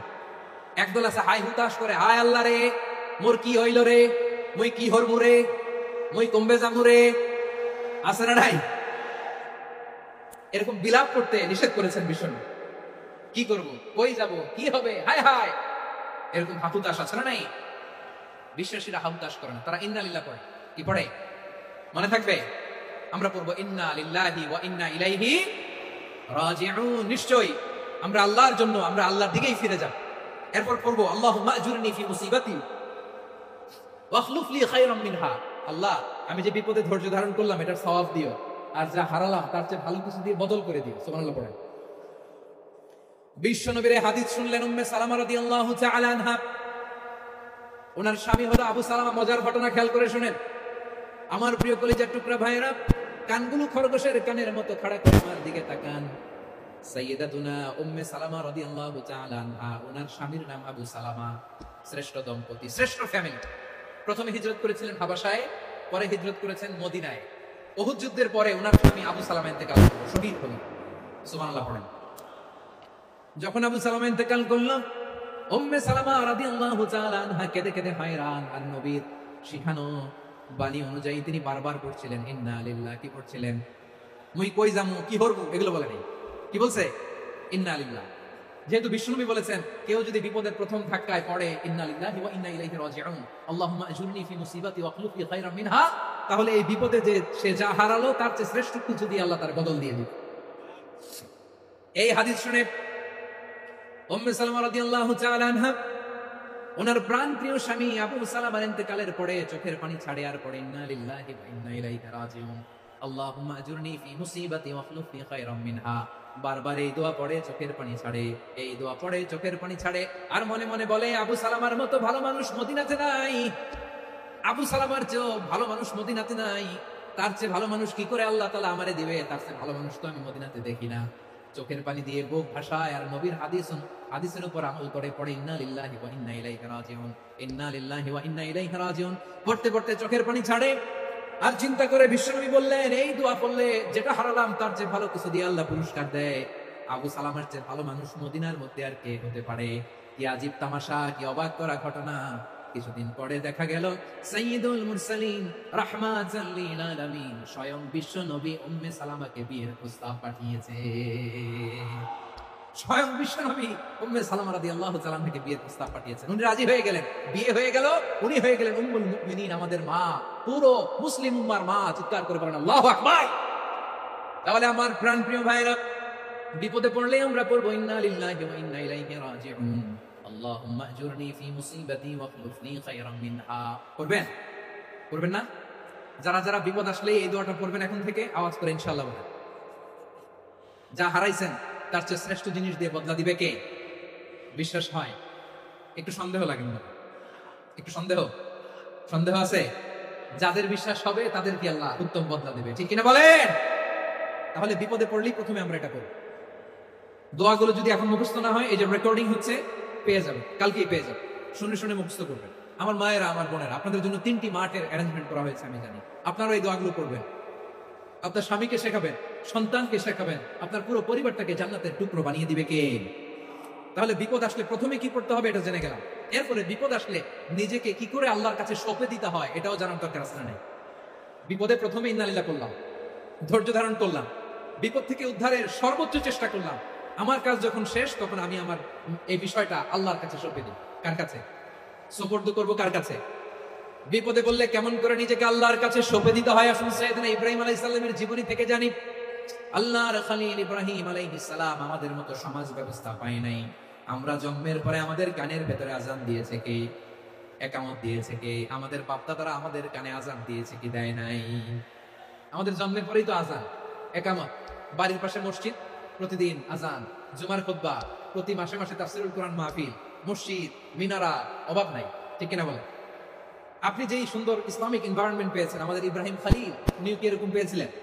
হ্যাঁ, উনি জন্মের পর ওনার কানে আজান দিয়েছে কেউ? আমার প্রিয় ভাইরা, আগা গোড়া একটা শিরকি পরিবেশ উনি জন্মগ্রহণ করেছে। উনি ছাড়া ওই তল্লাটে একজনও আল্লাহর উপর বিশ্বাসী নাই। কল্পনা করতে পারেন? গোটা তল্লাটে, গোটা দেশে বিশ্বাসী মুমিন, আল্লাহর উপর বিশ্বাস স্থাপনকারী কয়জন? সবাই বলেন কয়জন? বাকি সব মুশরিক। নিজের সাথে নিজে শক্ত বোঝাপড়া করে, অ্যানালজি করে, সেলফ কনভারসেশন করে উনি মহা সত্যের সন্ধান পেয়েছে। উনি আকাশের তারা দেখে ভাবে মনে হয় এটাই আমার খোদা। ওরা দেখে তারা নাই, মনে মনে বলে না তাইলে এটা না। আবার চাঁদ দেখে বলে চাঁদটা বড় মায়া লাগে, মনে হয় এটাই আমার রব। পরে দেখে চাঁদও নাই, কয় না এটা না। এরপরে দ্বি প্রহরের জলজলে সূর্যটা খা খা করে গোটা পৃথিবীটারে রৌদ্র দিয়ে তাতিয়ে রাখে। তিনি ভাবলেন মনে হয় এটাই আমার রব, কারণ এটাই তো সবচেয়ে বড়। কিন্তু বিকেল বেলা ওই সূর্যটাও যখন চলে যায়, সাইয়েদনা ইব্রাহিম বলে না এটাও তো নাই। আমার খোদা যদি আমারে ছেড়ে চলে যায়, বিপদে পড়লে আমারে উদ্ধার করবে কে? এভাবে নিজের সাথে অ্যানালজি, সেলফ কনভারসেশন করতে করতে করতে তিনি মহা সত্যের সন্ধান পেয়েছেন। সুবহানাল্লাহ। সব শেষে তিনি ডিসিশন নিয়ে ঘোষণা দিলেন, ইন্নী ওয়াজ্জাহতু ওয়াজহিয়া লিল্লাযী ফাতারাস সামাওয়াতি ওয়াল আরদা হানিফান ওয়া মা আনা মিনাল মুশরিকিন। নিশ্চয় আমি এমন সত্তার দিকে মনোনিবেশ করলাম, মুখাপেক্ষী হলাম, যিনি আকাশ বানিয়েছেন, জমিন বানিয়েছেন, আমি মুশরিক নই। সুবহানাল্লাহ। পারতেন? আপনি পারতেন? কেউ নাই, লক্ষ লক্ষ মুশরিক, আপনি একা। ওনার মতো এরকম বিচক্ষণতা দিয়ে আল্লাহরে খুঁজে পাইতে পারতেন আপনি? কি নবী ছিল, আল্লাহকে খুঁজে পেয়েছে। যখন আল্লাহর ইবাদত শুরু করলো, এই কথা ছড়ায় পড়লো চারদিকে। নমরুদ সাইয়েদনা ইব্রাহিমকে ডেকে পাঠালেন। নমরুদ বলে, ইব্রাহিম তুমি নাকি মূর্তির পূজা না করে কোন নতুন রবের ইবাদত করো, কে তোমার রব? সাইয়েদনা ইব্রাহিম বললেন, রব্বি আল্লাযী ইউহয়ী ওয়া ইউমীত, আমি এমন রবের ইবাদত করি যিনি জীবন দেন, যিনি মৃত্যু দেন। নমরুদ বলে, তাই নাকি? তোমার রব জীবন দেয়, মৃত্যু দেয়? আর এটা তো আমি দেই, আমিও তো জীবন দেই, আমিও তো মৃত্যু দেই। সাইয়েদনা ইব্রাহিম বললেন, কেমন করে তুমি জীবন দাও, মৃত্যু দাও, একটু দেখাও তো। নমরুদ জেলখানা থেকে দুজন কয়েদিকে ডেকে আনলো, কয়েদি এনে অর্ডার করলো, একটাকে এখনই শিরোচ্ছেদ, হেড অফ, ডেথ পেনাল্টি, মৃত্যুদণ্ড দেওয়া হলো, ফিনকি দিয়ে রক্ত বের হলো। নমরুদ বলে, দেখো দুজনকে ধরে আনলাম, একজন কয়েদিকে দিলাম ডেথ পেনাল্টি, মৃত্যুদণ্ড, ওরে মৃত্যু দিলাম, আরেকজন যে দাঁড়িয়ে আছে চাইলে ওরেও আমি মৃত্যুদণ্ড দিতে পারি, কিন্তু না, ওরে আমি দিব না, ওরে আমি বাঁচায় দিলাম, ছেড়ে দিলাম, মানে জীবন দিলাম। দেখো ইব্রাহিম, তোমার চোখের সামনে একজনকে মৃত্যু দিলাম, আরেকজনকে জীবন দিলাম। আপাত দৃষ্টিতে তাই তো, একজনের তো জীবন দিল, আরেকজনরে মৃত্যু দিল। সাইয়েদনা ইব্রাহিম এবার বিপাকে পড়ে গেলেন, কিন্তু এক একজন নবীকে আল্লাহ এমন উইজডম বিচক্ষণতা দিয়ে এই জমিনে পাঠিয়েছেন, মুহূর্তের মধ্যে আল্লাহর খলিল ইব্রাহিম বললেন, فإن الله يأتي بالشمس من المشرق فأت بها من المغرب فبهت الذي كفر। আল্লাহর খলিল ইব্রাহিম বললেন, নমরুদ বুঝলাম তুমি জীবন দাও, মৃত্যু দাও, দেখলাম, কিন্তু আমার রব, আমার আল্লাহ প্রতিদিন সকালবেলা উষা লগ্নে ওই পূর্ব দিগন্ত থেকে সূর্যটাকে উদিত করেন, সাঁঝের বেলা, বিকেল বেলা, কুঠুরি লগ্নে, সন্ধ্যা বেলা ওই দ্বিপ্রহরের জল জলে সূর্যটাকে পশ্চিম দিগন্তে ডুবিয়ে দেন। মানে সকালবেলা পূর্ব দিক থেকে উদিত করা সূর্যটাকে পশ্চিম দিকে বিকেলে তিনি ডুবিয়ে দেন। তুমি যদি পারো ওই সূর্যটাকে পশ্চিম দিক থেকে উদিত করে পূর্ব দিকে ডুবিয়ে দাও। সুবহানাল্লাহ পড়বেন না? দেখেন, ইনস্ট্যান্ট ইন্টেলেক্ট, মুহূর্তে বিচক্ষণতা, উইজডম কাকে বলে? নমরুদ পারবে? নমরুদের বাপ পারবে? ওর দাদা, ওর 14 গোষ্ঠী, গোটা বিশ্বের সব ক্ষমতাধর রাষ্ট্রনায়করা একসাথে হলে পারবে? কাফার পারে নাই, ব্যর্থ হয়েছে। এবার তেলে বেগুনে জ্বলে উঠেছে, রেগে মেগে আগুন বলে, ফালকুহু ফিল জাহিম, ওর সাথে তর্ক নাই, না পেরে এবার এটা আগুনে ফেলা। বিশাল বিশাল গাছ কেটে লাকড়ি এনে আগুনের কুণ্ডলি বানানো হলো, দাও দাও দাও দাও করে আগুন জ্বলে আল্লাহর খলিল ইব্রাহিমকে আগুনে নিক্ষেপ করা হবে। আল্লাহর খলিল সাইয়েদনা ইব্রাহিমের হাতের মধ্যে রশি দিয়ে টাইট করে বাঁধা হলো, পায়ের মধ্যেও টাইট করে রশি দিয়ে বাঁধা হলো। আল্লাহর খলিল ইব্রাহিমকে আগুনের কুণ্ডলির মধ্যে ফেলা হবে। ওমিয়া, আপনি যে বিপদের কারণে ভয় পান, হতাশ হন, এটা কোন বিপদ? ওনার বিপদের সামনে পটুয়াখালী আওয়াজ করে বলুন, সাইয়েদনা খলিল ইব্রাহিমের বিপদের সামনে আমাদের বিপদগুলো কোনো বিপদ? কোনো বিপদই না, এটা কোনো বিপদই না। হাত পা বেঁধে টাইট করে নিক্ষেপ করা হবে, সিম্পলি ফেলা যাবে না, কারণ দাও দাও করে দ্য ব্লেজিং ফায়ার, এমন আগুনের কুণ্ডলি, কাছে যাওয়া যায় না, আগুনের উত্তাপে নিক্ষেপ করা। হাতে রশি বেঁধে, পায়ে রশি বেঁধে আল্লাহর খলিল ইব্রাহিম আলাইহিস সালামকে আগুনের মধ্যে নিক্ষেপ করা হবে। এটার বলে অগ্নি পরীক্ষা। উনি অগ্নি পরীক্ষার সম্মুখীন হয়েছে, এজন্য কঠিন পরীক্ষাকে আমরা অগ্নি পরীক্ষার সাথে তুলনা করি, ঠিক কিনা? সাইয়েদনা জিবরাইল এসে বললেন, ও আল্লাহর খলিল, ওরা তো আপনার হাতও বেঁধে ফেললো, পাও বেঁধে ফেললো, নড়াচড়ার সুযোগ নাই, বলেন আমি জিবরিল ফেরেশতা আপনার জন্য কি করতে পারি? আল্লাহর খলিল ইব্রাহিম বলেন, ও জিবরাইল, তোমার কাছে আমার কোনো চাওয়া পাওয়া নাই। সুবহানাল্লাহ বলেন। তোমার কাছে বলার কিছু নাই, তোমার সাহায্যের আমার দরকার নাই। সাইয়েদনা ইব্রাহিম আলাইহিস সালামকে হাতে পায়ে রশি বেঁধে, হাত পা বাঁধা অবস্থায় জ্বলন্ত অগ্নিকুণ্ডে যখন নমরুদের দলবল নিক্ষেপ করবে, আল্লাহর খলিল কিভাবে নিজেকে আল্লাহর কাছে সঁপে দিয়েছেন, পটুয়াখালীর ভাইরা খেয়াল করে শুনুন। হাত পা বেঁধে আল্লাহর খলিলকে যখন নিক্ষেপ করা হবে, তিনি মুখ ফুটে বলে ফেললেন, হাসবুনাল্লাহু ওয়া নি'মাল ওয়াকিল। হাসবুনাল্লাহু ওয়া নি'মাল ওয়াকিল, আমার জন্য আল্লাহই যথেষ্ট, আমার জন্য আল্লাহই যথেষ্ট, তিনি আমার সবচেয়ে বড় গার্ডিয়ান, তিনি আমার সবচেয়ে বড় অভিভাবক। জিবরাইলের সাহায্যের অফারকে ফিরিয়ে দিলেন, দুনিয়ার বুকে কারো কাছে কিছু বলেন নাই, মুখ ফুটে বলেছেন হাসবুনাল্লাহ। ও আমার পটুয়াখালীর প্রাণের ভাইয়েরা খেয়াল রাখবেন, কোন বান্দা তার হাতে থাকা সব চেষ্টাটুকু করার পরে মুখ ফসকে মুখ দিয়ে যখন বলে ফেলে হাসবুনাল্লাহ, বান্দা যখন হাসবুনাল্লাহ বলে ফেলে, ওই ব্যাপারটা ডিল করার দায়িত্ব স্বয়ং আল্লাহ আরশের উপর থেকে নিয়ে নেয়। আপনি যখন বলে ফেলবেন হাসবুনাল্লাহ, এটা ডিলিং করবে কে তখন? চিল্লায় বলেন না, তিনি কে? বান্দা তার সাধ্যের সবটুকু চেষ্টার পরে নতজানু হয়ে যখন বলবে হাসবুনাল্লাহ, আল্লাহ তুমি আমার জন্য যথেষ্ট, নি'মাল ওয়াকিল, তুমি আমার শ্রেষ্ঠ অভিভাবক, তখন তার কি দরকার না দরকার এটা ডিল করে স্বয়ং আল্লাহ। নিক্ষেপ করা হলো সাইয়েদনা ইব্রাহিমকে অগ্নিকুণ্ডলিতে। হাজার হাজার মানুষের দৃশ্য দেখার জন্য জড়ো হয়েছে এরকম বিশাল ময়দানে। কিন্তু কি অবাক করা ঘটনা, সবাই ভয় পাচ্ছিল, না জানি কি হয়ে যায়। আল্লাহর খলিলকে যখন আগুনের কুণ্ডলিতে নিক্ষেপ করা হয়, আল্লাহর খালিল ইব্রাহিম আগুনের কুণ্ডুলির মধ্যে বসে বসে মানুষগুলোর দিকে তাকিয়ে হাসতে শুরু করে দেয়। কারণ আকাশ থেকে রব্বুল আলামিন স্পেশাল ভার্ডিক্ট নাজিল করেছেন, স্পেশাল হুকুম জারি করেছেন, কুলনা ইয়া নারু কুনি বারদান ওয়া সালামান আলা ইব্রাহিম। ও আগুন খবরদার, সৃষ্টি শুরু থেকে তোকে একটা ধর্ম আমি বাতলে দিয়েছিলাম, তোর ধর্ম আগুনের ধর্ম হলো যা পাবে জ্বালিয়ে সারখার করবে। আল্লাহ বলল, আগুন তোর ধর্ম দিয়েছিলাম, তুই সব জ্বালিয়ে পুড়িয়ে সারখার করে দিবি, কিন্তু ক্ষণিকের জন্য আমি তোর জ্বালিয়ে দেওয়ার ক্ষমতাটাকে কেড়ে নিলাম, জ্বালিয়ে ভস্ম করে দেওয়ার ক্ষমতা আমি কেড়ে নিলাম। কুনি বারদান, ঠান্ডা হয়ে যা, কিন্তু এত বেশি ঠান্ডা হবি না আবার আমার ইব্রাহিমের জন্য সর্দি লেগে না আছে। সুবহানাল্লাহ, এত আস্তে বললে হবে? কুনি বারদান, বারদ মানে বরফ, ঠান্ডা, ঠান্ডা হ, কিন্তু এত ঠান্ডা হবি না যাতে আমার ইব্রাহিমের কষ্ট হয়। আগুন বলে, আল্লাহ একবার বললাম ঠান্ডা হ, আবার বলো এত ঠান্ডা হবি না যাতে খলিলের সর্দি না লাগে। কেমন ঠান্ডা হব, কেমন এনভায়রনমেন্ট তৈরি করে দেব বলো? আল্লাহ বললেন, সালামান আলা ইব্রাহিম, আমার খলিল, আমার কলিজা, আমার ইব্রাহিমের জন্য তুই জান্নাতের গুল বাগিচা হয়ে যা।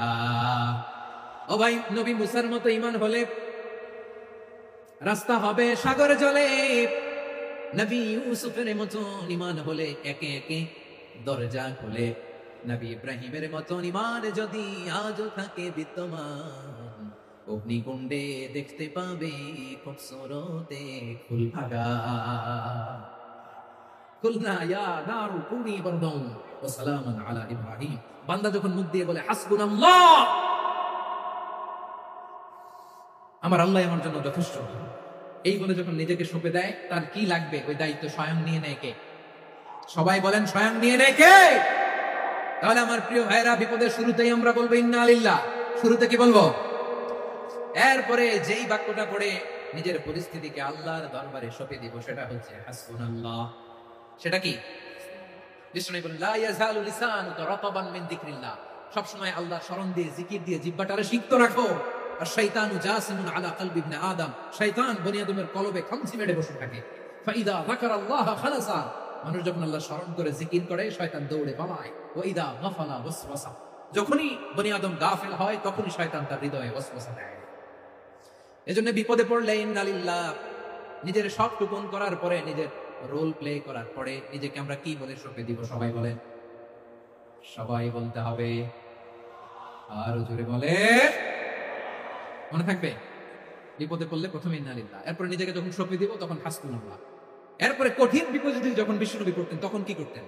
এমন বিপদ মাঝে মাঝে হয় না, দেয়ালে পিঠ থেকে যায়, চোখে মুখে অন্ধকার, কি করব দিশা খুঁজে পাই না, এরকম হয় কখনো? হ্যাঁ, আপনাদের হয়? হয় না? কিন্তু জান্নাতে আছেন আপনারা। হয় হয়, এরকম হয়েছে না যে দেয়ালে পিঠ থেকে গেছে, চোখে মুখে অন্ধকার, কই যাব, কি করব, বাঁচানোর কেউ না, এরকম হয়েছে কখনো আপনাদের? যদি হয় তাইলে এটা সলিউশন বলবো, না হইলে তো এগুলো বলে লাভ নাই। হয় হয় হয়, বিশ্বনবী এরকম কঠিন বিপদে পড়েছেন জীবনের কিছু কিছু মুহূর্তে। ওই মুহূর্তে বিশ্বনবী স্পেশাল দুইটা দোয়া পড়তেন, এই দোয়াগুলো আপনাদেরকে জানিয়ে দেয়। বিশ্বনবী বলেন, কঠিনতম বিপদে যখন পড়বা, দেয়ালে পিঠ থেকে যায়, চোখে মুখে অন্ধকার, বাজার কোনো উপায় নাই, তখন পড়বা লা ইলাহা ইল্লা আনতা সুবহানাকা ইন্নী কুনতু মিনাজ জালিমিন। আল্লাহ, তুমি ছাড়া কোনো ইলাহ নাই, তুমি পবিত্র, নিশ্চয় আমি জালিমদের অন্তর্ভুক্ত। সুবহানাল্লাহ বলেন। এই দোয়া সাইয়েদনা ইউনূস আলাইহিস সালাম পড়েছিলেন যখন মাছের পেটে ছিলেন। কিসের পেটে? এবং অনেক মুফাসসিরিন ইকরাম বলেছেন, অনেক আহলুল ইলমরা বলেছেন, এটা হচ্ছে ইসমে আজম। ইসমে আজম এমন দোয়া যেটা দিয়ে দোয়া করলে আল্লাহ দোয়া কবুল করে, কিন্তু এটা কোনটা, এটা নিয়ে ইখতিলাফ আছে। কোন কোন আহলুল ইলম বলেন লা ইলাহা ইল্লা আনতা সুবহানাকা ইন্নী কুনতু মিনাজ জালিমিন, এটা হচ্ছে ইসমে আজম। সাইয়েদনা ইউনূস আলাইহিস সালাম পড়েছেন, আপনারা পড়েননি? তুফান হলে পড়েন না? আমাদের এলাকায় তো এটা খুব, এটার উপর ব্যাপক আমল আছে। পটুয়াখালীতে কি অবস্থা বলেন? পড়েন পড়েন পড়েন পড়েন। একটা গল্প শুনেছিলাম, পাক হানাদার বাহিনী যখন বাংলাদেশে অ্যাটাক করতো, ৭১ সালের ঘটনা বলতেছে, আমরা তো দেখি নাই, শুনছি আর কি। ৭১ যদি দেখতাম এতদিনে রাজাকার হয়ে যেতাম। আল্লাহ আমাদেরকে বাঁচাই দিচ্ছে, আল্লাহর মেহেরবানি, ঠিক কিনা বল? মন মতো হইলে মুক্তিযোদ্ধা, মন মতো না হইলে রাজাকার। কত কিছু দেখলাম এই শাহবাগের বুকে। আল্লাহ, ৭১ সালে দেখি নাই, আমরা শুনেছি পাক হানাদার বাহিনী জিজ্ঞেস করতো মুসলিম না অমুসলিম চেক করার জন্য, বলতো কালেমা বল, কালেমা বাতাও। তো যারা কালেমা বলতে পারতো পাকিস্তানি বাহিনী নাকি ওদেরকে ছেড়ে দিত, শুনেছি। তো একজনকে এক বাঙালিরে পেয়ে তার মাথার মধ্যে বন্দুকের নল ধরে বলতেছে কালেমা বল সালে, কালেমা বাতা, কালেমা বল। তো ভয়ের চোটে এই দোয়া পড়া শুরু করছে। ও পড়তেছে লা ইলাহা ইল্লা আনতা সুবহানাকা ইন্নী কুনতু মিনাজ জালিমিন। পাকিস্তানি বলে সালে ইয়ে তো মুসিবত কা কালেমা है। বাঙালি কয় হাম তো ভি মুসিবত মে হ্যায়। পাকিস্তানি বলে বেটা কোন দোয়া বললি, এটা তো মুসিবতের কালেমা। কয় আমিও তো মুসিবতে আছি, আমার মাথার মধ্যে বন্দুক ধরে তুমি আমার কালেমা জিজ্ঞেস করো, এখন কোনটা কালিমা আর কোনটা কি, তো আমার হুশ আছে নাকি? প্রিয় ভাইরা, আসলে এটা দুআউল মুসিবা, বিপদে পড়লে এই দোয়া পড়তে হয়। লা ইলাহা ইল্লা আনতা সুবহানাকা ইন্নী কুনতু মিনাজ জালিমিন। এটা পড়বেন আপনারা। এই দোয়া পড়ে সাইয়েদনা ইউনূস আলাইহিস সালাম মাছের পেট থেকে রক্ষা পেয়েছিলেন। রক্ষা করেছিল কে? তুমি ইউনূস নবীরে যখন খাইলো মাছেতে গিলিয়া, ফেরেশতা পাঠাইয়া দিলে ইসমে আজম দিয়া। প্রাণে ছিল যাহার ভয় সেথা পাইল আশ্রয়, প্রাণে ছিল যাহার ভয় সেথা পাইল আশ্রয়। মাছের পেট হতে সে যে পেল পরিত্রাণ। আল্লাহু আল্লাহু তুমি জাল্লে জালালুহু, শেষ করা তো যায় না গে তোমার গুণগান। আল্লাহু আল্লাহু সুবহানাল্লাহ পড়ে।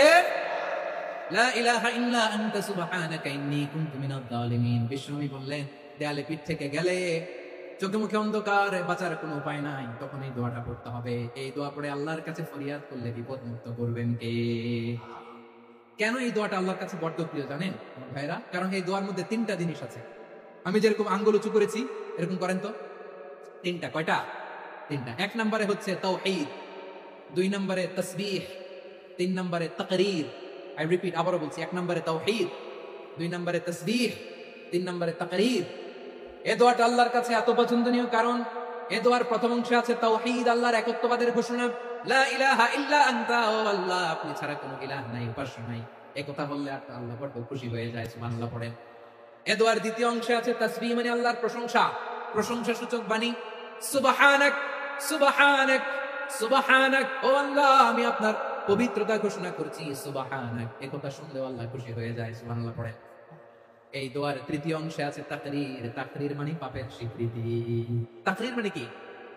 তাকরীর মানে পাপের স্বীকৃতি। এই দোয়ার তৃতীয় অংশে আছে ইন্নী কুনতু মিনাজ জালিমিন, ও আল্লাহ আমি জালিমদের অন্তর্ভুক্ত। আল্লাহ আল্লাহ আমি জালেম, আল্লাহ আমি ভুল করেছি, অন্যায় করেছি, আল্লাহ আমি জালিমদের অন্তর্ভুক্ত। এই পাপের স্বীকৃতি, অ্যাকনলেজমেন্ট আল্লাহ বড় পছন্দ করে।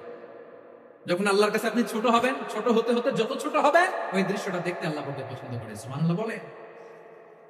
তিন নম্বর অংশ ইন্নী কুনতু মিনাজ জালিমিন, আল্লাহ আমি জালিমদের অন্তর্ভুক্ত। সাইয়েদনা আদম আলাইহিস সালাম ভুল করে যখন নিষিদ্ধ গাছের ফুল খেয়ে ফেললেন, ফল খেয়ে ফেললেন, আল্লাহ বললেন আদম ক্ষমা পেতে চাইলে তুমি আর হাওয়া মিলে স্বীকৃতি দাও, পাপের স্বীকৃতি আর পড়ো রব্বানা যালামনা আনফুসানা ওয়া লাম তাগফির লানা ওয়া তারহামনা লানাকুনান্না মিনাল খাসিরিন। ও আল্লাহ আমি আদম আর হাওয়া যালামনা আনফুসানা, আমরা আমাদের নফসের উপর বড় জুলুম করেছি। আল্লাহ ওয়া ইল্লাম তাগফির লানা ওয়া তারহামনা, আপনি যদি ক্ষমা না করেন, আপনি যদি দয়া পরবশ না হন, আপনি যদি রহম না করেন, আমরা তো ক্ষতিগ্রস্তদের মধ্যে শামিল হয়ে যাব। এই দোয়া করার সাথে সাথে সাইয়েদনা আদম আর হাওয়া আলাইহিস সালামকে ক্ষমা করে দিলেন কে? তাহলে এই দোয়ার তিন নম্বর অংশ তাকরীর, এটা আল্লাহ বড় পছন্দ করে। আমার কলিজার টুকরা ভাইরা, গুনাহ করে শিকার যেতাম, এটা আল্লাহ ভালোবাসেন। সাইয়েদনা আবু বকর রাদিয়াল্লাহু তাআলা আনহু বিষ্ণু ইসলামকে বলেন, ইয়া রাসূলুল্লাহ আল্লিমনি দুআআন আদউ বিহি ফি সালাতি, নবী হে আপনি আমার এমন একটা স্পেশাল দোয়া শিখায় দেন যে দোয়াটা আমি নামাজে পড়ব। নবী বললেন তাহলে তুমি পড়ো আল্লাহুম্মা ইন্নী যালামতু নাফসি যুলমান কাসীরান ওয়া লা ইয়াগফিরু যুনুবা ইল্লা আনতা ফাগফিরলি মাগফিরাতাম মিন ইনদিকা ওয়ারহামনি ইন্নাকা আনতাল গফুরুর রহিম। সুবহানাল্লাহ। সালাম ফেরানোর আগে পড়েন, কথা কয় না, পড়েন পড়েন। ও আবু বকর, নামাজে যদি দোয়া করতে মনে চায় এই দোয়াটা পড়বা, আল্লাহুম্মা ইন্নী যালামতু নাফসি, আল্লাহ জুলুম করেছি আমার নফসের উপর, যুলমান কাসীরা অনেক জুলুম, ওয়া লা ইয়াগফিরু যুনুবা ইল্লা আনতা, আপনি ছাড়া এই জুনুব, এই পাপ ক্ষমা করার দ্বিতীয় কোনো রব নাই। আছে? আল্লাহ ছাড়া আমাদের গুনাহ আর কে কে ক্ষমা করতে পারে বলেন তো? কে পারে? কে? এজন্য আল্লাহরে বলবেন, আল্লাহ আমি ছাড়া তোমার গোলামের অভাব নাই, ও আমার রব আমি ছাড়া এই জমিনের বুকে তোমার গোলামের অভাব নাই, কিন্তু তুমি ছাড়া তো আমার দ্বিতীয় কোনো রব নাই। পারবেন বলতে? পারবেন? চোখের পানি ছেড়ে আল্লাহরে বলবেন, আল্লাহ তুমি আমার রব, তুমি আমার সব। কি বলবেন? আল্লাহ আমারে রব। সবাই বলুন, আল্লাহ আমারে রব, দমে দমে তনু মনে তারি অনুভব। আল্লাহ আমারে রব। আল্লাহরে বলেন, আল্লাহ তুমি আমার রব, তুমি আমার সব। আল্লাহ আমি ছাড়া এই জমিনে তোমার গোলামের অভাব নাই, তুমি ছাড়া আমার দ্বিতীয় কোনো রব নাই। এ কথা বলে চোখের পানি ছেড়ে আল্লাহরে স্বীকৃতি দেন, আল্লাহ আমি পাপী। আল্লাহ জামিনে আমার চেয়ে বড় পাপী আর কেউ নাই। অজু করে সিজদায় লুটিয়ে পড়ে চোখের পানি ছেড়ে আল্লাহরে পাপের স্বীকৃতি দেন, আল্লাহ এমন কোন জুলুম নাই, গুনাহ নাই আমি করি নাই, সগীরা কবিরা, জেনে না জেনে, ইচ্ছায় অনিচ্ছায়, শিরকি বেদাতি সব গুনাহ করেছি। আল্লাহ আকাশের নিচে জমিনের উপরে আমার চেয়ে বড় গুনাহগার আর কেউ নাই। চোখের পানি ছেড়ে আল্লাহরে বলেন, আল্লাহ আমি ছাড়া তোমার গোলামের অভাব নাই, তুমি ছাড়া আমার দ্বিতীয় কোনো রব নাই, তুমি ছাড়া তো কেউ আমার গুনাহ ক্ষমা করার নাই, তুমি আমার রব, তুমি আমার সব। বলতে পারবেন? এই তাকরীর আমার পটুয়াখালীর ভাই, এই স্বীকৃতিটা দেখতে আল্লাহ বলতে ভালোবাসে। কারণ আমরা সবাই গুনাহগার, আমরা সবাই কি? বিশ্বনবী বলেন, কুল্লুকুম খাত্তাউন, বানি আদম তোমরা সবাই পাপী। সবাই কি? সবাই পাপী। আমরা সবাই পাপী। আপন পাপের বাটখারা দিয়ে অন্যের পাপ মাপি। আমরা যে পাপী এটা ভাবতে মনে চায় না কারণ, খালি অন্যের পাপ দেখি আমরা, এটা ভুল। ওর এই পাপ, ও পাপী, ও জালেম, ও জাহান্নামী, এরকম একটা টেন্ডেন্সি। আমার যে কি হালাত এটার খেয়াল নাই। খেয়াল করতে হবে যে আমি সবচেয়ে বড় পাপী, ঠিক কিনা বলেন? পাপ করি না এমন কেউ আছি? হ্যাঁ আছি, আছি। কেউ না জানলেও জানে কি আমার পাপের ঘটনা? পৃথিবী না জানুক আমি তো জানি, আমি কি পাপ করেছি। ও আমার কলিজার টুকরা ভাইয়েরা, মাথাটাকে নিচু করে জীবনের সব গুনার ফিরিস্তিগুলো একটা একটা করে স্বীকার করে আল্লাহর বলেন, আল্লাহ আমি পাপী। আল্লাহ আমার চেয়ে বড় পাপী এই দুনিয়াতে কেউ নাই।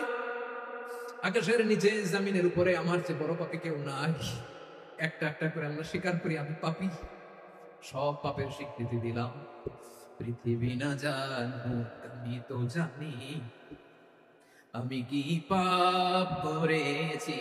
হায় আমার পাপের করলে বিচার, বাঁচার আমার নাই উপায়। দয়াময় তুমি মাফ করো আমায়, মাফ করো আমায়। আল্লাহ তাআলা যদি দয়া করে আমাদেরকে মাফ না করে, আমাদের বাঁচার কোনো উপায় নাই। আপনি কি ভেবেছেন আপনার নামাজ দিয়ে আপনি জান্নাতে যাবেন? আপনি তাহাজ্জুদ গুজার, সেজদা দিতে দিতে কপালে দাগ ফেলেছেন, এটা আপনারা জান্নাতে নেবে না। আপনি এলাকার সবচেয়ে বড় হাতেম দায়, দানশীল, এই দানের ভরসায় বসে আছেন, কশিন কালো না। আমাদের নামাজ, আমাদের রোজা, আমাদের ইবাদত, এগুলোকে মিজানের পাল্লায় উঠালে কোনো ওজনই হবে না। তবে আমাদের একটা কৌশল জানা আছে, আমরা আল্লাহর রহমতের ভিখারি। আমরা সেদিন আগেই গুনার স্বীকৃতি দিয়ে দেব। আমরা বলবো, আল্লাহ তুমি প্রশ্ন করার আগে তোমার একটা কথা বলি, আমারে কিছু জিজ্ঞেস করো না, আমি সব করেছি। এমন কোন পাপ নাই যে পাপ আমারে দিয়ে হয় নাই। তোমার রহমত দিয়ে তুমি জান্নাতে পাঠাবা, তোমার দয়ায় জান্নাতে যেতে চাই, আমল দিয়ে না। পারবেন বলতে? কিয়ামতের দিন আমরা বলবো, আল্লাহ আমার আমল দিয়ে জান্নাত চাই না, আমি তোমার দয়া দিয়ে জান্নাত চাই। তোমার দয়া ছাড়া আমার কোনো উপায় নাই। কারণ আল্লাহ যদি বিচার করে, বাঁচার কারো উপায় নাই। আল্লাহ যদি বলে ফেলেন তো এটা করলি কেন, ওখানে গেলি কেন, কোরআনে 1000 বার নিষেধ করলাম তারপরেও এই পাপে জড়ালি কেন, এরকম প্রশ্ন ছুড়ে দিলে আমার উত্তর আছে? বাঁচার কোনো উপায় আছে? রোজ হাসরে হে আল্লাহ আমার করোনা বিচার, আল্লাহ করোনা বিচার, বিচার চাহি না তব দয়া ছাড়ি, এ গুনাহগার করোনা বিচার। আপনার আমল দিয়ে জান্নাতে যাবেন? কি দিয়ে যাবেন? আল্লাহর দয়া দিয়ে। আল্লাহর রহম আর দয়া ছাড়া কেউ জান্নাতের চেহারাও দেখতে পাবে না। আমার প্রিয় ভাইরা, এই দোয়া আল্লাহর কাছে পছন্দনীয় হওয়ার কারণ তিনটা। দোয়ার প্রথম অংশে আছে তাওহীদ, আল্লাহর একত্ববাদের ঘোষণা। এই দোয়ার দ্বিতীয় অংশ আছে তাসবিহ, আল্লাহর প্রশংসা সূচক বাণী। এই দোয়ার 3 নাম্বার অংশ পাপের স্বীকৃতি।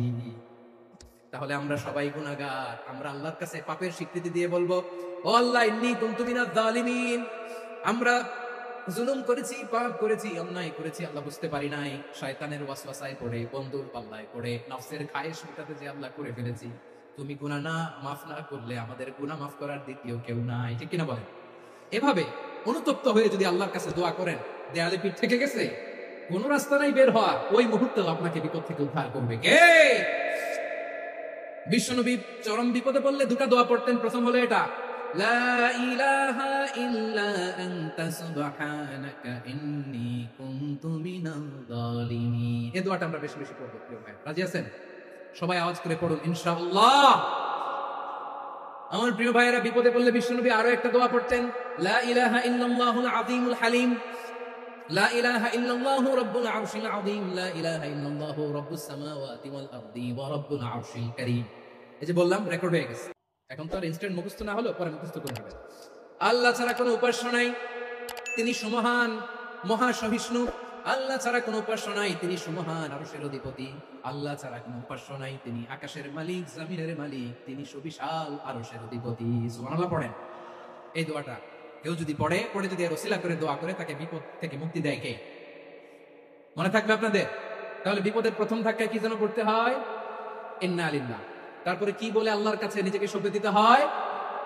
দেয়ালে পিঠ থেকে গেলে লা ইলাহা ইল্লা আনতা সুবহানাকা ইন্নী কুনতু মিনাজ জালিমিন। দুই নাম্বার হচ্ছে লা ইলাহা ইল্লাল্লাহুল আযীমুল হালিম, লা ইলাহা ইল্লাল্লাহু রাব্বুল আরশিল আযীম, লা ইলাহা ইল্লাল্লাহু রাব্বুস সামাওয়াতি ওয়াল আরদি ওয়া রাব্বুল আরশিল কারীম। মনে থাকবে? ইনশাআল্লাহ বলেন সবাই, আওয়াজ করে সবাই ইনশাআল্লাহ। অনেক সময় এমন হয়, হঠাৎ বিপদের সম্মুখীন হই, আমি রেডি হয়ে বের হয়েছি অফিসে, হঠাৎ অ্যাক্সিডেন্টে পড়ে যাই, হঠাৎ পেটের ব্যথায় অজ্ঞান, এরকম হয় না? আপনাদের হয় না? বিষ্ণু ইসলাম বলেন, আকস্মিক দুর্ঘটনার বিপদ থেকে যদি কেউ বাঁচতে চায়, সকাল সন্ধ্যা যেন প্রত্যেকে এই দোয়াটা পড়ে। সকালে যদি 3 বার পড়ে, সন্ধ্যা পর্যন্ত হঠাৎ হঠাৎ বিপদ থেকে রক্ষা পাবে।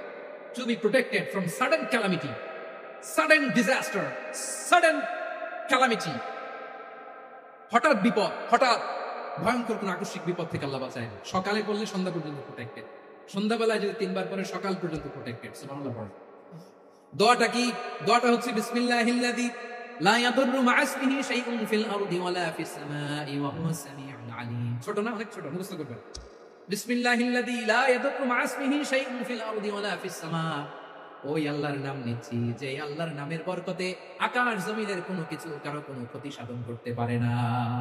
তিনি সর্বশ্রোতা, সর্বজ্ঞ। সুবহানাল্লাহ পড়ে। পড়বেন এই দোয়াটা, বিসমিল্লাহিল্লাযী লা ইয়াদুররু মা ইসমিহি শাইউন ফিল আরদি ওয়ালা ফিস সামাই ওয়া হুয়াস সামিউল আলীম। ফজরের পরে 3 বার, মাগরিবের পরে 3 বার যদি কেউ পড়ে, প্রোটেক্টেড, যে কোনো হঠাৎ বিপদ থেকে প্রোটেক্টেড। প্রোটেক্ট করেন কে? ওই আল্লাহর নাম নিচ্ছি, যে আল্লাহর নামের ওসিলায় আকাশ জমিনের কোনো কিছু কোনো ক্ষতি করতে পারে না। সুবহানাল্লাহ পড়েন। আচ্ছা, এবার আমাদের জীবনে দুশ্চিন্তা আছে না নাই বলেন? Tension, hyper tension, anxiety, depression, চিন্তা, টেনশন নাই, এরকম কে কে আছে দেখি? হাত তোলেন। ওই যে হাত তুলছে এক আল্লাহর ওলি, ওই যে টেনশন নাই তোমার, মাশাআল্লাহ। ও না বুঝে তুলছে, জোকের চড়ে, জোশের ঠেলায় ধাক্কায় তুলে ফেলছে। সবার জীবনে টেনশন আছে না নাই? এই দুশ্চিন্তা, পেরেশানি, মারাত্মক পেরেশানি থেকে মুক্তি পাওয়ার জন্য বিষ্ণু ইসলাম 2টো দোয়া পড়তেন। কয়টা? অনেকগুলো পড়তেন। স্পেশাল 2টো দোয়া আজকে আপনাদের শিখায় যাবো, শুনবেন না? কষ্ট হচ্ছে? সংক্ষিপ্ত মুনাজাত দিয়ে দেই।